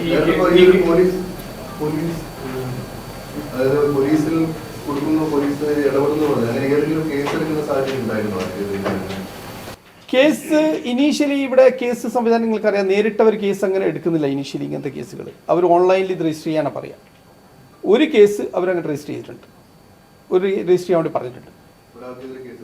ഒരാൾക്കെതിരെ കേസ് എടുത്തിട്ടുണ്ട്. ഒരു കേസ് അവർ ഇനീഷ്യൽ തുടങ്ങി. പക്ഷെ അവരിപ്പോഴും വെയിറ്റ് ചെയ്തത് അതിൽ നിന്ന് കമ്മ്യൂണിക്കബിൾ സെറ്റിൽമെന്റ് ഉണ്ടെങ്കിൽ അവർ വിഡ്രോ ചെയ്യാൻ തയ്യാറാണ്. ഓൺലൈനിൽ ചെയ്യാൻ വേണ്ടി പറഞ്ഞിട്ടുണ്ട്, ഓൺലൈൻ ചെയ്ത് അവർ ചെയ്യാൻ തയ്യാറാണ്. പക്ഷെ ഇപ്പോൾ ഒരു അലേർട്ട്നെസ് നല്ലപോലെ ഇത് ഉണ്ടാക്കിയിട്ടുണ്ട്. തരത്തിൽ കാര്യങ്ങൾ ഈ പോലീസും ഒരു കേസ് വന്നു കഴിഞ്ഞാൽ ഉടനെ മനസ്സിലാക്കുന്നത്, നമ്മളെന്നാ പോലീസുമായിട്ട് കമ്മ്യൂണിറ്റി പോലീസുമായിട്ടുള്ള ആ ഒരു ഇന്ററാക്ഷൻ അവർ മനസ്സിലാക്കുന്നത്, ഒരു കേസ് അവർക്ക് കിട്ടിയാൽ അവരും ഓൾ ഓഫ് എ സഡൻ ഇത് മറ്റ് നമ്മുടെ ജുഡീഷ്യറിയുടെ ഭാഗമായിട്ടുള്ള പോലീസിലോട്ട് പബ്ലിക് കൊടുക്കുന്നില്ല. അവരും ഒരു 3-4 months അവരും ഈ കൗൺസിലിംഗ് പീരീഡ് നോക്കിയതിന് ശേഷം അവരുടെ കയ്യിൽ നിൽക്കുന്നില്ല എന്നുള്ള സ്ഥിതിവിശേഷത്തിൽ മാത്രമേ ഒരു പോലീസ് സ്റ്റേഷനിലോട്ട് റെഫർ ചെയ്യുന്നുള്ളൂ. ആദ്യം കമ്മ്യൂണിറ്റി പോലീസ് നമ്മൾ കൊടുക്കുന്ന ആ ഒരു ഫീഡ്ബാക്കിന്റെ ബേസിൽ അവർ കൗൺസിലിങ്ങും കാര്യങ്ങളൊക്കെ നോക്കി നേരെ ആകാൻ പറ്റുമോ എന്നുള്ളത് ഇല്ല എന്നുള്ള രീതിയിൽ വരുമ്പോൾ മാത്രമേ ഇവർ പോലീസിലോട്ട് കേസ് കാര്യങ്ങൾ റെഫർ ചെയ്യുന്നുള്ളൂ. ഈ ഇതിൽ ഒരു പാസീവ് വിക്ടിമായിട്ട് കുടുംബമായിട്ടുള്ള കുട്ടികൾ ഒരു പ്രധാനപ്പെട്ട കുട്ടികൾ എപ്പോഴെങ്കിലും നമ്മൾ നേരിട്ട് അപ്രോച്ച് ചെയ്യുന്നുണ്ടെങ്കിൽ കുട്ടികളുടെ പ്രശ്നങ്ങൾ നമ്മുടെ ശ്രദ്ധയിലോട്ട് വന്നിട്ടുണ്ടോ? അപ്പം ഇതിൻ്റെ ഒരു അണ്ടർലൈൻ കാരണങ്ങൾ ഒന്ന് സാമ്പത്തികമായിരിക്കാം, തമ്മിലുള്ള ചേർച്ചയില്ലായ്മയായിരിക്കാം, ലംഘനം ഉണ്ടാവും. അതിൽ ഏറ്റവും പ്രധാനപ്പെട്ട കാരണങ്ങൾ ഏതൊക്കെയാണ്? ഇതിൽ ഒന്ന് ഈ കുട്ടികളുടെ കാര്യമാണ് ഇതിൽ ഒരു ട്രാജിക് ഫോം എന്ന് പറയുന്നത്. അവർ സത്യം പറഞ്ഞാൽ അവരാണ് ഇതിൻ്റെ ഒരു പിന്നൊരു വിക്ടിംസ് എന്ന് പറയുന്നത്. വന്ന 2 കേസുകളിൽ കുട്ടികൾ, ഇന്ന് വന്ന ഒന്നിൽ കുട്ടികൾ വന്നിരുന്നു. ഇപ്പോൾ പിന്നെ കൗൺസിലർ ആ കുട്ടികളുമായിട്ട് എൻ്റെ റൂമിൽ വന്നിരുന്നു. അപ്പോൾ സത്യം കുട്ടികൾ ഈ 2 സിറ്റുവേഷൻ കണ്ടു. അപ്പോൾ മൂത്ത മകൻ ഇപ്പം 12ാം ക്ലാസ് കഴിഞ്ഞു. അപ്പോൾ ഞാൻ അവനെ ഒന്ന് ഇരുത്തി ഞാൻ സംസാരിച്ചു സ്വന്തമായിട്ട്. ഞാൻ വെച്ചാൽ എങ്ങനെയാണ് ഹാപ്പിനെസ് കാര്യം കോളേജിനെ പറ്റിയൊക്കെ സംസാരിച്ചു. ജനറലായിട്ട് പറഞ്ഞു മോൻ്റെ അഭിപ്രായം എന്താണ് ഇങ്ങനെ ഈ ഇതിൽ. അപ്പം പറഞ്ഞു വെച്ചാൽ ഇപ്പോൾ ഹാപ്പി ലൈഫാണ്. ഈ സിറ്റുവേഷൻ സെപ്പറേറ്റഡ് ലീവ് എന്ന് വെച്ചാൽ വളരെ ഹാപ്പിയാണ്. ഞങ്ങൾ വളരെ സന്തോഷത്തിലാണ്. മുമ്പ് ടെൻസ്ഡാണ്, വീട്ടിൽ എപ്പോഴും പ്രശ്നമാണ്. വീട്ടിൽ രാത്രിയും ഞങ്ങൾക്ക് ഉറങ്ങാൻ പറ്റാത്ത അവസ്ഥയുണ്ടായിരുന്നു. പലപ്പോഴും ഞങ്ങൾ രാത്രി ഒന്നും ഉറങ്ങിയിട്ടില്ല പേടിച്ചിട്ട്. ഇപ്പോൾ വളരെ ഹാപ്പിയാണ്, വളരെ സന്തോഷമാണ്. അപ്പോൾ കുട്ടികളടക്കം അലേർട്ടായി. കുട്ടികളടക്കം പറയുകയാണെന്ന് വെച്ചാൽ ഞങ്ങൾക്ക് ഇങ്ങനെ ഒരു സിറ്റുവേഷനിൽ നമുക്ക് ജീവിക്കേണ്ടതാണ് കുട്ടികൾ പറയുന്നത്. പിന്നെ ഇതിലേക്ക് നയിക്കുന്ന കാരണങ്ങൾ ബേസിക് ആയിട്ട് കണ്ടത് ഇതിൽ തുടക്കം എന്ന് ഫൈനാൻഷ്യലാണ്. ഈ ഓവർ സ്പെൻഡിങ്, അല്ലെങ്കിൽ നാട്ടിലുള്ള എന്തെങ്കിലും ഒരു പ്രശ്നം തീർക്കാൻ വേണ്ടിയിട്ട്, അല്ലെങ്കിൽ വേറൊരു ഇൻവെസ്റ്റ്മെന്റ്, അല്ലെങ്കിൽ ഒരു ബിസിനസ് തുടങ്ങാൻ, ഈ തരത്തിലേക്ക് ഒരു ഫൈനാൻഷ്യൽ ഇത് വരുന്ന സമയത്താണ് പിന്നെ ഇതിന്ന് തുടങ്ങുന്നതാണ് പിന്നെ ലഹരി. സെക്കൻഡ് തൊട്ട് താഴെയാണ് ഈ ലഹരി സംബന്ധമായ കാര്യങ്ങൾ. ഇത് പിന്നെ നമ്മൾ ഓർക്കേണ്ടത് ഇവിടുത്തെ പിന്നെ പല രീതികളും ജീവിത രീതികളും മാറിക്കൊണ്ടിരിക്കുകയാണ്. ഇപ്പോൾ ഇത് തുടങ്ങുന്നതിന് മുമ്പ് എൻ്റെ മുമ്പിൽ പ്രസന്റ് റൂമിൽ ഒരു വർഷം ഒരു സംവിധാനം ഉണ്ടായിരുന്നു. നാട്ടിൽ നിന്നൊരു കോൾ വന്നാണ്, ഒരു പിന്നെ വളരെ അത്രയൊന്നും ഇതില്ലാതെ വളരെ നമ്മുടെ നാട്ടിലൊരു വില്ലേജിൽ നിന്ന് വന്ന ഒരു പെൺകുട്ടി ഒരു കല്യാണം കഴിഞ്ഞ് ഇവിടെ വന്ന് ഇതൊക്കെ ഇവിടെയൊക്കെ വന്ന് കഴിഞ്ഞ ശേഷം ഈ പാർട്ടി വേൾഡ് കണ്ടു, അത് പുറത്തായിരുന്നു. പിന്നെ ആ പാർട്ടി വേൾഡ് സ്വന്തം വീട്ടിലേക്ക് എത്തിയപ്പോൾ കുട്ടി ഞെട്ടിപ്പോയി. അതും സാധാരണഗതിയിലെ ലഹരി പദാർത്ഥമല്ല, നമ്മൾ ഏറ്റവും ഇതാക്കുന്ന തരത്തിലുള്ള സെലിബ്രിറ്റികളൊക്കെ ഉള്ള സംഭവങ്ങളൊക്കെ ഉള്ള ഒരു പാർട്ടി വീട്ടിൻ്റെ അകത്ത്. കുട്ടി വീടിട്ട് ഇറങ്ങിപ്പോയി. അങ്ങനെ ആ പാരന്റ് എന്നെ നേരിട്ട് വിളിച്ചിരുന്നു. അങ്ങനെ നമ്മളത് വളരെ രഹസ്യമായിട്ട് ആ കുട്ടിയെ നാട്ടിലെടുക്കാനുള്ള സംവിധാനം ഉണ്ടായിട്ടുണ്ട്. അപ്പോൾ ഇവിടെ ആ ഒരു ജീവിത രീതി മാറുകയാണ്, പ്രത്യേകിച്ച് മലയാളികൾ. അപ്പോൾ അതും ഇതിൻ്റെയൊക്കെ ഭാഗമാണ് ഇതൊക്കെ. ഇത് പിന്നെ എക്സ്ട്രാ മെറിറ്റൽ അഫയേഴ്സിൻ്റെ ആ കാര്യങ്ങൾ അങ്ങനെ പല പല പ്രശ്നങ്ങളുണ്ട്. പക്ഷേ സാമ്പത്തികമാണ് ഇതിൻ്റെ സാമ്പത്തിക അച്ചടക്കം ഇല്ലായ്മ എന്ന് പറയുന്ന ഒരു സംഭവം ഇതിൽ വലിയ സംഭവമായിട്ട് മാറിയിട്ടുണ്ട്. ഈ ലൈഫുമായിട്ട് ബന്ധപ്പെട്ട് ക്യാമ്പയിൻസ് എന്തൊക്കെയാണ് ഉദ്ദേശിക്കുന്നത്? ഫാമിലി സെഷൻസ് നടത്താൻ പ്ലാനിങ് സൈക്കോളജിസ്റ്റുകളും കൗൺസിലേഴ്സും ഒക്കെ ഉള്ളതാണ്. ഷാർജ പോലീസ് എന്ന് വരുമ്പോൾ സമയത്ത് അവർ പറഞ്ഞ ഒരു കാര്യം എന്ന് വെച്ചാൽ ഇതിന് വേണ്ടിയിട്ട് നിങ്ങളൊരു സെമിനാർ വെക്കണം, ഞങ്ങളതിലേക്ക് വരാം. നിങ്ങളുടെ ഗ്രൂപ്പ് സ്മോൾ ഗ്രൂപ്പ്സിൻ്റെ നിങ്ങൾ വ്യത്യസ്ത സംഘടനകളുടെ മീറ്റിങ്ങിലൊക്കെ നിങ്ങൾ വിളിക്കണം, നിങ്ങളുടെ മെമ്പേഴ്സിൻ്റെ ഒരു ഇതുണ്ടാക്കണം എന്നുള്ള സജഷൻസ് ഒക്കെ വന്നിട്ടുണ്ട്. ബാക്കി ഇപ്പോൾ അതായത് ഇതൊരു പുതിയ മൂവ്മെന്റ് ആണ്. ആ മൂവ്മെന്റിനെ നമുക്ക് എങ്ങനെയാണ് പുതിയ കാലത്ത് നേരിടേണ്ടത് നമ്മൾ കണ്ടുപിടിക്കുക. കാരണം ഇത് തുടക്കത്തിൽ 26 കേസ് വരുമെന്ന് പ്രതീക്ഷിച്ചിട്ടല്ലല്ലോ നമ്മൾ തുടങ്ങിയത്. സ്വാഭാവികമായിട്ട് ഇത് വന്നു. ഇനിയിപ്പോൾ അടുത്ത സ്റ്റെപ്പ് നമ്മൾ കമ്മ്യൂണിറ്റിയിലേക്ക് എങ്ങനെ കൂടുതൽ ഇറങ്ങിപ്പോകാം എന്നത് രണ്ടാമത്തെ സ്റ്റെപ്പായിട്ട് മീഡിയയുടെ സപ്പോർട്ട് വേണമെന്ന് തോന്നുന്നു. അടുത്തത് നമ്മൾ കൂടെ ഇരിക്കുന്ന നമ്മുടെ കൂട്ടത്തിലുള്ള സംഘടനകളുണ്ട്, 10-25 ആളുകളും ഓർഗനൈസേഷൻസ് ഉണ്ട്. ഇവരെയൊക്കെ വിളിച്ചു ചേർത്തിട്ട് അവർക്ക് വേണ്ട ഫാമിലി സെഷൻസ് വെക്കുന്നതിനെ കുറിച്ച് ആലോചിക്കാം. ഏതാണോ ആ സമയത്ത് ആവശ്യപ്പെടുന്നത് എന്ന രൂപത്തിൽ നമുക്ക് അതിനെ പോകാം. പിന്നെ എല്ലാ സപ്പോർട്ടും കൊടുക്കാനുള്ള ഒരു ടീം ഇവിടെ ഉണ്ട് എന്ന് കൊടുക്കുന്ന മെസ്സേജാണ് സ്വാഭാവികമായിട്ടും ആളുകളെ, അതും കോൺഫിഡൻഷ്യലായിട്ട് വരാൻ കഴിയുമെന്ന് തോന്നിയാൽ ആണ് ആളുകൾ. അല്ലെങ്കിൽ ഒരു കാരണവശാലും ഒരാളും ഈ വഴിക്ക് വരില്ല. അപ്പം നമ്മളുണ്ട് കൂടെ. വലിയൊരു എഫേർട്ട് തന്നെ ഒരു വലിയ അഭിനന്ദനം അറിയിക്കുകയാണ്.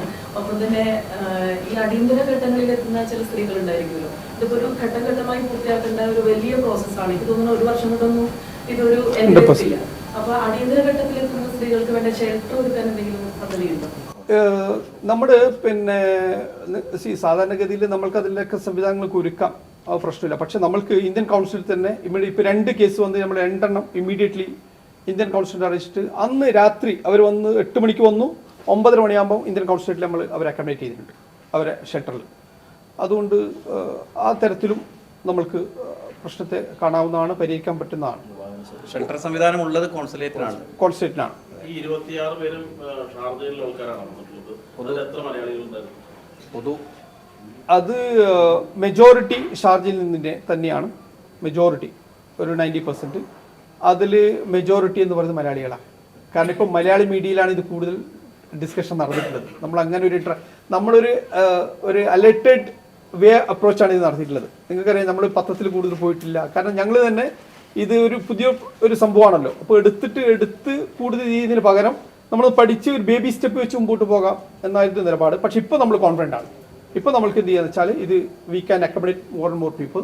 ഡോൺ വറി, ഇനി രാത്രി 24 hours നമ്മുടെ ടീംസ്, ഈ ലെഫ്റ്റ് ആൻഡ് റൈറ്റ് ഇരിക്കുന്ന ഈ ടീം അവർ റെഡിയാണ്. ഏത് രാത്രിയും അവർക്ക് വിളിക്കാവുന്നതാണ്. അവർക്ക് ഏത് നിമിഷവും ഞങ്ങളുണ്ട് കൂടെ, അത് ഏത് തരത്തിലാണെങ്കിലും. പിന്നെ നമുക്ക് പ്രശ്നം പരിഹരിക്കാമല്ലോ. നിങ്ങൾ ആരും റൈസിന് പേരിട്ടത് നമ്മുടെ മൊത്തത്തിലുള്ള ഒരു ചർച്ചയുടെ ഭാഗമായിട്ട് പിന്നെ വന്ന ഒരു സംഭവമാണ്. കാരണം അതിൻ്റെ ഓരോ വേർഡുകളും നമ്മൾ വളരെ സൂക്ഷ്മമായിട്ട് നമ്മൾ ഇത് ആലോചിച്ചിട്ട്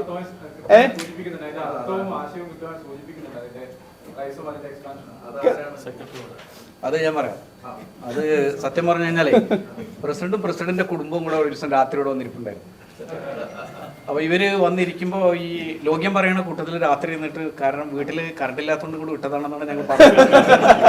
അതൊന്നല്ല, ഇവിടെ വന്ന് വെറുതെ ഇരിക്കുകയായിരുന്നു. അതിൻ്റെ ഇടയിൽ വരുന്ന ആ ഡിസ്കഷൻ്റെ ഭാഗമായിട്ട് അവർ മുന്നോട്ട് വെച്ച ഒരു സാധനമാണിത്. അതിനെയാണ് എലാബറേറ്റ് ചെയ്തത്. അപ്പോൾ അത് ആ രാത്രി എനിക്ക് തോന്നുന്നു 2-3 മണിക്കൂർ നേരം അവിടെ ഇരുന്ന് നടക്കുന്ന ഡിസ്കഷൻ്റെ ഭാഗമായിട്ടാണ് ആ കുടുംബത്തിൽ നിന്ന് വന്ന ചില നിർദ്ദേശങ്ങളെയാണ് അത് ആറ്റിക്കുറുക്കിയെടുത്തിട്ടൊരു ഇതായിട്ട് മാറിയത്. എന്ന് പ്രതിസന്ധി നടന്ന് ഇവരൊക്കെ നമ്പർ ഇതും ചോദിച്ച് ഭാര്യമാർ വിളിക്കുന്നുണ്ട്. ഇവരെല്ലാം ഭാര്യമാർ വിളിക്കുന്നുണ്ട്. നമ്മൾ ഇമെയിൽ ഐ ഡി വെച്ചിട്ട്.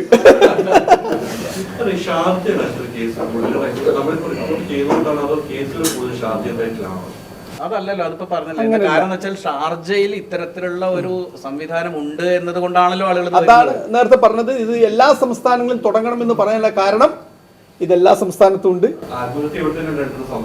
ഇവിടെ അൺഫോർച്ചുനേറ്റ്ലി ആ ഇൻസിഡന്റ് സംഭവിച്ചത് ഇവിടെയാണ്. പക്ഷേ അത് എല്ലായിടത്തും ആ സാധ്യതയുണ്ട്. ഇപ്പൊ നേരത്തെ ഞാൻ പറഞ്ഞ ഇത് പ്ലാറ്റ്ഫോമിൽ വന്ന ഒരു കോൾ എന്ന് വെച്ചാൽ അതും ഏകദേശം ഒരു വലിയ സങ്കീർണമായ പ്രശ്നമായിരുന്നു. അത് ഇവിടെ നല്ലതല്ല. 2 കേസ് മറ്റുള്ള സംസ്ഥാനങ്ങൾ, 3 കേസ് മറ്റുള്ള സംസ്ഥാനങ്ങളായിരുന്നു. അതും ഈ സംസ്ഥാനത്തെ അല്ല. അപ്പോൾ ഷാർജയിൽ വന്നുകൊണ്ട് ഒരു നിമിത്തമായി ഞങ്ങൾക്ക് ഷാർജ അസോസിയേഷൻ ആ പ്ലാറ്റ്ഫോം അത് എടുക്കണം, ആ തീരുമാനത്തിലാണ് മാനേജിംഗ് കമ്മിറ്റി മുമ്പോട്ട് പോയത്. നാളെ നിങ്ങളുടെയൊക്കെ ചാനലിലും പേപ്പറിലും ഒരു ഫീച്ചറോ ഒരു പങ്ക്തിയൊക്കെ കൊടുത്തിട്ട് അതിനടിയിൽ ഒരു നമ്പർ കൊടുത്താൽ തൊട്ടടുത്ത ദിവസം നിങ്ങൾക്ക് ഇത് ഇഷ്ടം പോലെ ഷാർജയിലും ദുബൈയിലും എല്ലാം കോളുകൾ വരും. ഈ അതുല്യയുടെ വിഭജിയുടെ മരണത്തിന് ശേഷമുള്ള ഇത് കൂടുതൽ ചർച്ചയാവുന്നത് ഈ മൂന്നാമതൊരാൾ നമുക്ക് രക്ഷപ്പെടുത്താൻ പറ്റും. അതിന് ഈ അതുല്യ വിഭജിക കേസുകളുടെ ഒരു ഷോക്ക് വേവ് അതിന്റെ ഇമ്പാക്ട് ഇവർക്കുണ്ടായിരുന്നു, അതോ അവരുടെ ഒരു റാൻഡം കേസായിരുന്നു? അങ്ങനെ ശ്രദ്ധയിൽപ്പെട്ടില്ല. അല്ല, സത്യത്തിൽ ആ കേസ് ഭയങ്കരമായിട്ടുള്ള ഒരു അവയർനെസ് ഈ പറയുന്ന ഇത് അനുഭവിക്കുന്ന സ്ത്രീകളുടെ ഇടയിൽ ഉണ്ടാക്കിയിട്ടുണ്ട്. അതിൽ ഒരു കേസ് എന്ന് പറയുന്നത് നമ്മുടെ നാട്ടിലുള്ള ഒരു കുട്ടിയുടെ കേസ്. ആ കുട്ടി വിളിച്ച് നാട്ടിലേക്കാണ് പറഞ്ഞത്, നിങ്ങൾ 2 കെട്ടിയതാ, 3ാമത് ഒരു കേസ് ഉടനടി നിങ്ങൾക്ക് കേൾക്കുമ്പോൾ അത് എൻ്റേതായിരിക്കുന്നു. അങ്ങനെ മദർ കയറി ഇങ്ങോട്ട് വരികയാണ്. ആ മദർ നാട്ടിൽ നിന്ന് കയറി ഇങ്ങോട്ട് വന്നു. അപ്പോൾ ഈ ഒരു സംഭവം, 2 സംഭവങ്ങൾ ഭയങ്കരമായിട്ടുള്ള ഒരു വേവ് ഇവിടെ ഉണ്ടാക്കിയിട്ടുണ്ട്. പല ആൾക്കാർ റെഫർ ചെയ്യുന്നത് ആ 2 സംഭവത്തെയാണ്. പറയുമ്പോൾ ഞങ്ങൾ അതുപോലെ ഞങ്ങൾ ചെയ്യും, ഞങ്ങൾ അങ്ങനെ ചെയ്യും, ഞങ്ങൾക്കിപ്പോൾ ധൈര്യം കിട്ടി, അങ്ങനെ ചെയ്യാൻ പറ്റൂ എന്നുള്ളത് എന്ന് വിളിച്ച് അവരുടെ ബന്ധുക്കൾ. ഇത് ഏറ്റവും കൂടുതൽ ആദ്യം പറയുന്നത് ഇവർ മാതാപിതാക്കളോട് പറയുന്നത്, അങ്ങനെ ശ്രദ്ധിച്ചു. ഇത് ആദ്യം പറയുന്നത് നിങ്ങളുടെ സ്ത്രീ കുറേ കാലം അനുഭവിച്ച ശേഷം പറയുന്നത് ഒന്ന് സിബ്ലിങ്സ്, സഹോദരന്മാരോട് സഹോദരിമാരോട് ഇത് പറയും. അച്ഛനമ്മയോട് പറയുന്നില്ല, അവർക്ക് വിഷമിക്കണ്ടെന്ന് പറഞ്ഞിട്ട് ഫ്രണ്ട്സിനോട് പറയുന്നുണ്ട്. ചിലപ്പോൾ തൊട്ടടുത്ത് താമസിക്കുന്ന ആൾക്കാരോട് പറയുന്നുണ്ട്. എനിക്ക് ഇവരോടാണ് പറയുന്നത്, ഈ തൊട്ടടുത്ത ബിൽഡിങ്ങിൽ അല്ലെങ്കിൽ തൊട്ടടുത്ത റൂമിൻ്റെ അടുത്ത് താമസിക്കുന്ന ആൾക്കാരോട് പറയാനുള്ളത്, നിങ്ങളുടെ റൂമിൻ്റെ അപ്പുറത്ത് ഏതെങ്കിലും സ്ത്രീ ഇങ്ങനെ എല്ലാ സംഭവം നടക്കുന്നതിൽ വളരെ ലൈറ്റായിട്ടുള്ള ഒരു ഫോൺ കോള്, ഒരു ഇൻഫർമേഷൻസ് ഞങ്ങൾക്ക് തന്നാൽ ഞങ്ങളത് അങ്ങോട്ട് അപ്രോച്ച് ചെയ്തോളാം. ഞങ്ങൾ ചെയ്തോളാം. എന്തെങ്കിലും പ്രശ്നം ഉണ്ടെങ്കിൽ അല്ലെങ്കിൽ നമ്മൾ ഈ നമ്പർ അവർക്ക് എത്തിച്ചു കൊടുക്കുക, നമ്മൾ ഡീറ്റെയിൽസ് അവർക്ക് എത്തിച്ചു കൊടുക്കുക. അപ്പോൾ ഈ തരത്തിൽ കമ്മ്യൂണിക്കേഷൻ പാസ്സായി കഴിഞ്ഞാൽ ഒരു പരിധി വരെ നമുക്കിത് തടയാൻ പറ്റും എന്നാണ് ഓർമ്മ.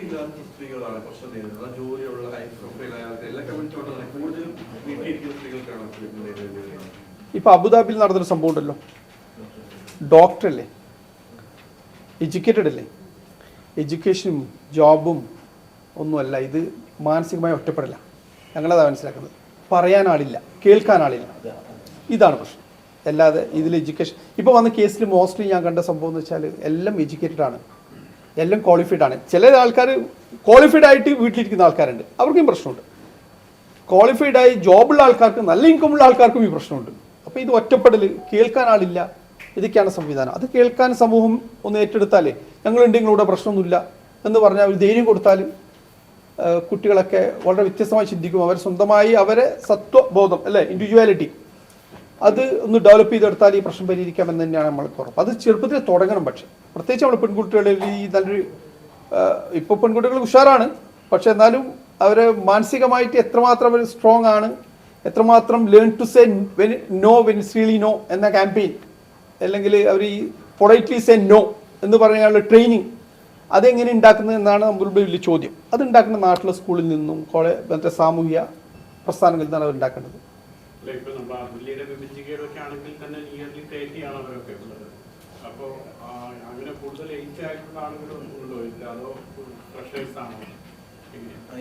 എനിക്ക് തോന്നുന്നു 25 to 40 ഇതാണ് ഇതിന്റെ റേഞ്ച്. പുതിയ തലമുറയല്ലേ ഇപ്പൊ കൂടുതലൂടെ 25 to കാരണം ആദ്യത്തെ 25 എന്ന് വെച്ചാൽ ചിലത് നാട്ടിൽ നിന്ന് തന്നെ കല്യാണം കഴിഞ്ഞ് പെട്ടെന്ന് 22-23 വയസ്സാണെന്ന് പെൺകുട്ടികൾ 1-2 വർഷമല്ല അവർ പിടിച്ചിരിക്കുന്നുണ്ട്. പിന്നെ 25 വർഷമായി തുടങ്ങുന്നത്. ഇത് അപ് ടു 40 ആകുമ്പോൾ അവർ ദേ ആർ ഡിസൈഡിങ് വെദർ തീരുമാനം. ഇത് സത്യത്തിൽ അസോസിയേഷൻ ഒരു നിയോഗമാണെന്നാണ് പറയാം. അതറിയാമോ, മറവി കൊണ്ട് ഒറ്റപ്പെട്ടു പോയ ഒരു മനുഷ്യനെ നാട്ടിലെത്തിക്കാനാണ് നമുക്ക് ആദ്യം കിട്ടിയ നിയോഗം. അത് മറവി കൊണ്ടാണ് ഒറ്റപ്പെട്ടു പോയത്. അതുകൊണ്ടാണ് ആ കാശ്മീരിൽ എത്തിക്കാൻ പ്രഭാകരേട്ടൻ നാട്ടിലേക്ക് കൊണ്ടുപോയത്. ഇതിപ്പോൾ വേറൊരു തരത്തിൽ ഒറ്റപ്പെട്ട് അനുഭവിക്കുന്ന സൊസൈറ്റീനെ ചേർത്ത് പിടിക്കാൻ കിട്ടിയ രണ്ടാമത്തെ നിയോഗമാണ്. അപ്പോൾ അത് നമുക്കൊരു എന്താ പറയുന്നത്, അവസരം പോലെ വന്നുവിടുന്നതാണ്. ആ അവസരത്തെയാണ് നമ്മൾ എല്ലാവരും കൂടെ ചേർന്ന് കിടക്കുന്നത്. അന്ന് കൊണ്ടുപോയത് ഓർമ്മയില്ല അയാൾ ഒറ്റപ്പെട്ടു പോയതാണ്. കാരണം അറിവ് പോയി കഴിഞ്ഞാൽ പിന്നെ ജീവിതത്തിൽ ഒറ്റപ്പെട്ടു പോയി, ആരെയും അറിയില്ല. ആ ഒരു ഒറ്റപ്പെടലിന്റെ മറ്റൊരു ഭാഗമാണ് അല്ലെങ്കിൽ മറ്റൊരു പുറമാണ് ഇവിടെ അനുഭവിക്കുന്ന ഇത്തരത്തിലുള്ള ഒറ്റപ്പെടലുകൾ. അപ്പോൾ ഒറ്റപ്പെടലുകളെയാണ് നമ്മളെപ്പോഴും അഡ്രസ് ചെയ്യുന്നത്. ഡോക്ടറാണെന്നുള്ളത് പോലും മറന്നുപോയി. കറക്റ്റ്. ഇതിൽ വലിയ സന്തോഷം ഉണ്ടാക്കുന്ന കാര്യം, നമ്മളിവിടെ സാർജേന്ദ്ര സുഷൻ അറിയാലോ, ഭരണപക്ഷമുണ്ട് പ്രതിപക്ഷമുണ്ട് കാര്യങ്ങളൊക്കെ ഉണ്ട്. എല്ലാം സജീവമായിട്ട് ഇന്ത്യൻ രാഷ്ട്രീയം മാതിരി അല്ലെങ്കിൽ കേരള രാഷ്ട്രീയം മാതിരി നടക്കുന്ന സംവിധാനമാണ്. പക്ഷെ എന്നെ അത്ഭുതപ്പെടുത്തിയത് ഈ രണ്ട് പ്രതിപക്ഷമായാലും ഭരണപക്ഷമായാലും എല്ലാവരും അകമഴി ഞങ്ങളുടെ കൂടെയുണ്ട്. 100% നമ്മുടെ കൂടെ കൈക്കാര്യത്തിൽ 1-2 ആൾക്കാർ വിളിച്ച് എന്നോട് പറഞ്ഞിരുന്നു ബുദ്ധിമുട്ടാണേ ഇറങ്ങണ്ട. എനിക്ക് തോന്നുന്നു, ഞാൻ അദ്ദേഹം അവരോട് പറഞ്ഞതെന്ന് വെച്ചാൽ, ഒരു സാംസ്കാരിക സംഘടനയുടെ തലപ്പത്ത് ഞങ്ങളൊക്കെ ഇരിക്കുമ്പോൾ, ഞങ്ങളെ 2 വർഷത്തേക്ക് ജയിച്ചു വിടുമ്പോൾ നമ്മൾക്ക് സൊസൈറ്റിക്ക് കൊടുക്കാൻ കുറച്ച് കാര്യങ്ങളുണ്ട്. ആ കൊടുക്കാതിരിക്കും അത് മടക്കി, അത് ബുദ്ധിമുട്ടാണെന്ന് വെച്ചാൽ മടക്കി വെച്ച് പോവുകയാണെങ്കിൽ പിന്നെ നമ്മൾ ഈ കസേര ഈ ചെയറിൻ്റെ ആവശ്യമില്ലല്ലോ. അതുകൊണ്ടായിരിക്കാം ഒരു പക്ഷേ പല സംസ്ഥാനങ്ങളിലും പല സാംസ്കാരിക സംഘങ്ങൾ ഇത് ഏറ്റെടുക്കാത്തത്. അവർക്ക് താല്പര്യമുണ്ട്, പക്ഷെ അവർക്ക് പേടിയാണ് എന്നാ ഞാൻ പറയും. കാരണം ഇത് ഇഗ്നൈറ്റ് ആണ്. എന്താ, അവർ സത്യമായിട്ട് എല്ലാ സംസ്ഥാനങ്ങളിലും സാംസ്കാരിക സംഘടനകളിൽ ഇത് ഏറ്റെടുക്കേണ്ട സംഭവമാണിത്. അത് ശ്രദ്ധിക്കണം. ജില്ലകളിൽ നമ്മളെ എല്ലാ ജില്ലകളിലും നമ്മുടെ പ്രസ്ഥാനങ്ങളുണ്ടല്ലോ. ഇവിടെ UAE അല്ലേ, അങ്ങ് കാസർഗോഡ് മുതൽ തിരുവനന്തപുരം വരെയുള്ള എല്ലാ പ്രസ്ഥാനങ്ങളിലും നമുക്കുണ്ട്. എല്ലാ ജില്ലാടിസ്ഥാനത്തിലുണ്ട്. ജില്ലാടിസ്ഥാനത്തിൽ നടക്കുന്ന സംഘടനകൾക്കുള്ള ഒരു ആക്ടിവിറ്റി ഇതായിരിക്കണം. അവർ ജില്ലകളിലുള്ള പിന്നെ ഇങ്ങനെയുള്ള കാര്യങ്ങളൊക്കെ അവർക്ക് അറിയാനും അത് ഞങ്ങളെ അറിയിക്കാനുള്ള സംവിധാനം ഉണ്ടാക്കിയാൽ നമുക്ക് പ്രൊഫഷണൽ പ്ലാറ്റ്ഫോം ഉണ്ട്, നമുക്ക് ചെയ്തു കൊടുക്കാം. ഇതൊക്കെയാണ് നമുക്ക് ഈ അവയർനെസ് ക്യാമ്പയിൻ സംബന്ധമായിട്ട് പറയാനുള്ളത്. ഇത് ഏറ്റെടുക്കുന്നതിലല്ല പ്രശ്നം. ഇപ്പോൾ ഇതിന് മുൻപ് ഒരു റിസപ്ഷന്റെ ടൈമൊക്കെ ഉണ്ടായിരുന്നത് 2008-2009 സമയത്ത് നിരവധി പേര് സാമ്പത്തിക പ്രശ്നങ്ങൾ കൊണ്ട് ജീവനെടുക്കുന്ന ഒരു സ്ഥിതി ഉണ്ടായിരുന്നു. അന്ന് ഇതേപോലെ തന്നെ കുറെ സംഘടനകൾ ഇതേപോലെ ആത്മഹത്യാ പ്രതിരോധ പ്രവർത്തനങ്ങളൊക്കെ ആയിട്ട് രംഗത്തുണ്ടായിരുന്നു. കുറെ കാര്യങ്ങൾ ചെയ്തു. ഈ ഏറ്റെടുക്കുക, ഈ റൈസ് പോലെ പ്രസ്ഥാനം തുടങ്ങുക എന്ന് പറയുന്നത് നമുക്കൊരു ആലോചന ഉണ്ടെങ്കിൽ തുടങ്ങാം. നമുക്ക് തൽക്കാലത്തേക്ക് ഒരു ടീം ഉണ്ടെന്നുണ്ടെങ്കിൽ അത് പ്രവർത്തിക്കും. പക്ഷെ ഇതിനൊരു സിസ്റ്റമായിട്ട് നിലനിർത്തുക എന്ന് പറയുന്നത് ബുദ്ധിമുട്ടാണ്. അത് ചെയ്യാനുള്ള ഒരു അടിത്തറയാണ് നമ്മൾ ആര് വന്നാലും ഈ സംവിധാനം തുടർന്ന് പോകുന്ന ഒരു കാര്യം ഒരുക്കുക എന്നുള്ളതാണ് പ്രശ്നം. കുറച്ച് കഴിഞ്ഞാൽ അടുത്ത കമ്മിറ്റി വരുമ്പോൾ റൈസ് ഒന്നും വേണ്ട, വേറെ ഏതെങ്കിലും ആക്ടിവിറ്റി പറഞ്ഞു കഴിഞ്ഞാൽ പിന്നെ ഈ ചെയ്യുന്നതിന് 2-3 വർഷം കഴിയുമ്പോൾ ഫലം ഉണ്ടാകാൻ പോകുന്നത്. അപ്പൊ ആ സമയത്ത് അത് ഇൻട്രോ ചെയ്ത നമുക്ക് നമ്മളത് തുടങ്ങിയപ്പോഴാണ് പ്രസിഡന്റ് നേരത്തെ പറഞ്ഞത്. നമ്മളത് ആദ്യം എന്തുകൊണ്ടാണ് നിങ്ങളെ വിളിക്കാൻ ഇത്ര ദിവസം വൈകിയത്? ഇത് അല്ല അതെന്താ കാര്യം എന്നറിയാമോ? ഇതൊരു പ്രചരണമായിട്ടോ അല്ലെങ്കിൽ ഒരു മീഡിയയിൽ വലിയ ഒരു ന്യൂസായിട്ടോ പോയി കഴിഞ്ഞാൽ വരുന്ന ഒരു പ്രതികരണങ്ങളെ നേരിടുന്നതിനുള്ള റിസോഴ്സസും കപ്പാസിറ്റിയും ഞങ്ങൾക്കുണ്ടോ എന്ന് ഉറപ്പുവരുത്തുന്നതിന് മുമ്പേ നമുക്ക് തുടങ്ങാൻ പറ്റില്ല. അപ്പോൾ അത് തുടങ്ങിക്കഴിഞ്ഞതിന് ശേഷം നമുക്കത് മനസ്സിലായി, ഞങ്ങളുടെ റിസോഴ്സസ് എന്താണ് നമ്മുടെ ശക്തി എന്ന് മനസ്സിലായി, നമ്മുടെ ദൗർബല്യം എന്താണെന്ന് തിരിച്ചറിഞ്ഞു. അപ്പോൾ സ്വാഭാവികമായിട്ടും ഇനി നമുക്കത് തിരിച്ചു കൊണ്ടുപോകാൻ കഴിയും എന്നതുകൊണ്ടാണ് ഇപ്പോൾ കോൺഫിഡൻ്റ് ആയിട്ട് ഇവിടെ ഇരുന്നിട്ട് പറയുന്നത്, നിങ്ങളുടെ സപ്പോർട്ടോടുകൂടി നമുക്കിത് മുന്നോട്ട് കൊണ്ടുപോകാൻ കഴിയും എന്നുള്ളത്. അത്രയേ ഉള്ളൂ. പ്രസിഡന്റുമായി ബന്ധപ്പെട്ടതല്ല, മറ്റൊരു വിഷയമാണ്. അതായത് നമ്മളുടെ ഇവിടെ സോഷ്യൽ മീഡിയയിലൊക്കെ വലിയ ചർച്ചയാണ് ഇപ്പോൾ. അതായത് ഇവിടുന്ന് ഡെഡ് ബോഡി നാട്ടിലേക്ക് കൊണ്ടുപോകുന്ന വിഷയം ബന്ധപ്പെട്ടിട്ട് കുറേ പ്രശ്നങ്ങൾ നടക്കുന്നുണ്ടെന്നും അതിൽ കുറേ ഏജന്റുമാർ പണം വാങ്ങുന്ന രീതിയിലുള്ള വാദപ്രതിവാദങ്ങളാണ് സോഷ്യൽ മീഡിയയിലൊക്കെ. അപ്പോൾ ഇതിലൊരു സുതാര്യത വേണമെന്ന് ഇന്ത്യനെ കുറിച്ച് അഭിപ്രായപ്പെടുന്നുണ്ട്. അല്ലെങ്കിൽ അത്തരം എന്തെങ്കിലും പ്രശ്നങ്ങൾ നിങ്ങളുടെ ശ്രദ്ധയിൽ കൊണ്ടുവരുന്നു? ഇത് ഇപ്പോൾ കുറച്ച് മാസങ്ങളായിട്ട് ഈ പ്രവണത ഈ സംസ്ഥാനങ്ങളിലേക്ക് നടക്കുന്നുണ്ട്. അത് അടിസ്ഥാനത്തിൽ ഇന്ത്യൻ കൗൺസിലിട്ട് നടപടിയും തുടങ്ങിയിട്ടുണ്ട്. അന്ന് തന്നെ ഒരു 6 മാസം മുമ്പ് തന്നെ നടപടി തുടങ്ങിയിരുന്നു. അവർ ഡീറ്റെയിൽ ആയിട്ട് കാര്യങ്ങളൊക്കെ ശ്രദ്ധിക്കാൻ തുടങ്ങിയിട്ടുണ്ട്. പിന്നെ നമ്മുടെ മുമ്പിൽ അങ്ങനെ ഒരു ഇത് നമ്മളിപ്പോൾ എന്താ വെച്ചാൽ ഇവിടെ വിളിച്ചാൽ നമ്മളെ കാര്യങ്ങൾ ചെയ്യുന്നുണ്ട്. ആൾക്കാർ നമ്മൾ എത്താത്തൊരു പ്രശ്നമേ ഉള്ളൂ.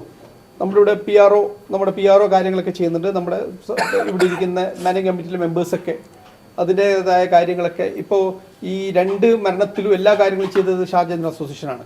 അപ്പോൾ നമ്മളത് അനൗൺസ്മെൻറ്റ് ചെയ്യുന്നില്ല, നമ്മളത് പുറത്ത് കൂടുതൽ അനൗൺസ്മെൻറ്റ് ചെയ്യുന്നില്ല, കൂടുതൽ പറയുന്നില്ല. കാരണം എന്ന് വെച്ചാൽ അതൊരു അഡ്വർടൈസ്മെൻറ്റ് വേദിയായിട്ട് നമ്മൾ കാണുന്നില്ല. ഇതിന് സുതാര്യത വേണമെന്ന് നിർബന്ധം തന്നെയാണ്, യാതൊരു സംശയമില്ല കാര്യത്തിൽ. ഇപ്പോൾ ഈ പണത്തിൻ്റെ കാര്യത്തിലും അങ്ങനെ അഴിമതി നടക്കുന്നുണ്ടെങ്കിൽ അതും തടയപ്പെടേണ്ടതാണ്, യാതൊരു സംശയമില്ല കാര്യത്തിൽ. നമ്മുടെ മുമ്പിൽ വ്യക്തമായിട്ട് ഒരു ആൾ വന്നിട്ടും നമ്മളോട് ഇതുവരെ പറഞ്ഞിട്ടില്ല, എന്നോട് ഇത്ര വാങ്ങി ഇത് ഇത്രയാണെന്ന് ഞങ്ങളുടെ മുമ്പിൽ വന്ന് പറഞ്ഞിട്ടില്ല.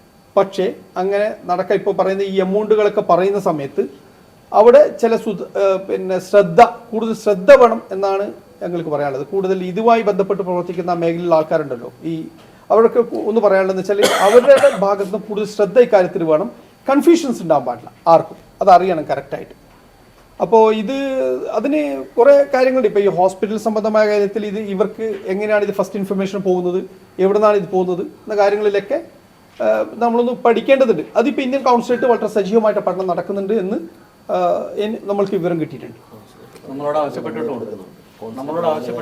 പിന്നെ കൗൺസിലേറ്റ് സർവീസ് ഞങ്ങൾ വിളിച്ച് പറയുന്ന കുറേ കേസുകളുണ്ട്, അത് ഞങ്ങൾ ചെയ്യുന്നുണ്ട്. ആ എമൗണ്ട് നമ്മൾക്ക് അവർ തരുന്നുണ്ട്, നമ്മളാണ് ആദ്യം സ്പെൻഡ് ചെയ്യുന്നത് കാര്യങ്ങളൊക്കെ. അത് കഴിഞ്ഞ് മന്ത്ലി നമ്മൾ ആ ബില്ല് സബ്മിറ്റ് ചെയ്യും. ആ ബില്ല് നമുക്ക് അതൊരു സംശയം. ഇപ്പം ഒരു ഡെഡ് ബോഡി കയറ്റി വിട്ടു, അപ്പോൾ ആ ഡെഡ് ബോഡിയുടെ ഒരാളിന്റെ തന്നെയാണോ നമുക്ക് കിട്ടുന്നത്, അതേ അതിനല്ല എത്ര പേരുടെ ആകണമെന്നുണ്ടോ? ഇല്ലില്ല, പെർ സിംഗിൾ ബോഡിയാണ്. Every case is a case. ഇതിലൊരു പ്രശ്നം വിദേശകാര്യ മന്ത്രാലയത്തിന് നാട്ടിൽ നിന്നൊരു പരാതി കൊടുത്തത്. കാരണം അത് പറയുന്നത് ഒരാൾ മരിച്ചാൽ കോൺസുലേറ്റിന്റെ ഉദ്യോഗസ്ഥൻ തന്നെ ഇതുമായി ബന്ധപ്പെട്ട ആളുകൾക്ക് വിവരം കൊടുക്കണം. അപ്പം അവിടെ വന്ന് ഏജന്റുമാരെ കണ്ടിക്കാൻ പോകുന്നു, പെട്ടികളിൽ പേര് എഴുതിയിരിക്കുന്നു, അവിടെ ഒരു മത്സരം നടക്കുന്നു. അങ്ങനെ ഒരു അനാരോഗ്യകരമായ ഒരു അന്തരീക്ഷം ഈ രംഗത്ത് പ്രവർത്തിക്കുന്ന ആളുകളുടെ ഇടയിലുള്ളത്. അത് ശരിക്കും ഷാർജയിലും ദുബൈയിലുമാണ് ഇത് കൂടുതൽ കാണപ്പെടുന്നത്, അബുദാബിയിൽ ഇല്ല എന്നുള്ള അഭിപ്രായമുണ്ട്. ഞങ്ങൾ സംബന്ധമായിട്ട് കൂടുതൽ ഡീറ്റെയിൽ ഞങ്ങൾ പോയിട്ടില്ല. അങ്ങനെ ഇന്ത്യൻ കോൺസുലേറ്റിന് ഒരിക്കലും അങ്ങനെ പഴിയാറേണ്ട ആവശ്യമില്ല, കാരണം അവിടെ കാര്യങ്ങളൊക്കെ വളരെ സ്ട്രിക്റ്റ് ആയിട്ടാണ് നടക്കുന്നുള്ളത്. പിന്നെ പുറത്ത് എന്തോ നടക്കുന്നുണ്ടെന്ന് നമ്മുടെ പരിധിയിലുള്ള കാര്യങ്ങളല്ല അത്. അപ്പോൾ നമ്മൾ പറയാം, ഇന്ത്യൻ കോൺസുലേറ്റ് പറയുന്ന എല്ലാ കാര്യങ്ങളും ഞങ്ങൾ ചെയ്യുന്നുണ്ട്. പൊതു ജനങ്ങളിൽ നിന്ന് നിങ്ങൾക്കൊരു സഹായമുണ്ട്, ഞങ്ങൾക്ക് പറയാനുള്ളത്, ഞങ്ങൾക്ക് ഓഫർ ചെയ്യാനുള്ളത്, നിങ്ങൾക്കൊരു പ്രശ്നം ഉണ്ടെങ്കിൽ please approaches, will sort it out as A responsible organisation. Consulate പറയുകയാണ്, ഇപ്പോൾ അൺക്ലെയിംഡ് ഒരു ബോഡി കോൺസുലേറ്റിന്റെ ശ്രദ്ധയിൽപ്പെട്ടു. കോൺസുലേറ്റ് പറയുകയാണ് ഈ ബോഡിയുടെ വേണ്ടത്ര കാര്യങ്ങളെല്ലാം അസോസിയേഷൻ ചെയ്യണമെന്ന് പറഞ്ഞാൽ അവരുടെ ഇമെയിൽ കൺഫർമേഷൻ ഉണ്ടെങ്കിൽ ആ ബോഡി കയറ്റി വിടാനുള്ള എല്ലാ സംബന്ധകാര്യമായ കാര്യങ്ങളും നമ്മൾ സ്പെൻഡ് ചെയ്തതിന് ശേഷം ഇത്രയായി എന്നുള്ളത് നമ്മൾ എല്ലാ ബില്ലുകളും ഉൾപ്പെടെ തിരിച്ച് സബ്മിറ്റ് ചെയ്യുമ്പോൾ കോൺസുലേറ്റ് അത് ചിലപ്പോൾ 1 മാസം എടുത്തിരിക്കും, ചിലപ്പോൾ 1.5 മാസം എടുക്കും. ആ പണം നമ്മുടെ അക്കൗണ്ടിലേക്ക് നമുക്ക് തിരിച്ചു തരുന്നുണ്ട്. വളരെ ഇല്ല, കോൺസുലേറ്റ് അസോസിയേഷനെ ഏൽപ്പിക്കുന്ന കാര്യങ്ങൾ ത്രൂ ഇമെയിൽ നിങ്ങൾ ഗോ ഹെഡ് എന്ന് പറഞ്ഞ് ഇന്ന ബോഡി ഇന്ന കാരണത്താൽ ഇന്ന നിങ്ങൾ ചെയ്യണമെന്ന് നമ്മളെ വരവേൽപ്പിക്കുന്ന കാര്യങ്ങൾ നമ്മൾ ചെയ്തതിന് ശേഷം ആ ബില്ലുകൾ തിരിച്ച് അതിന്റെ ആക്ച്വൽ എമൗണ്ട് നമുക്ക് നമ്മുടെ അക്കൗണ്ടിൽ consulate them. This program brought to you by NK Group. Lucky Center and Lucky Department Store, Ajuma.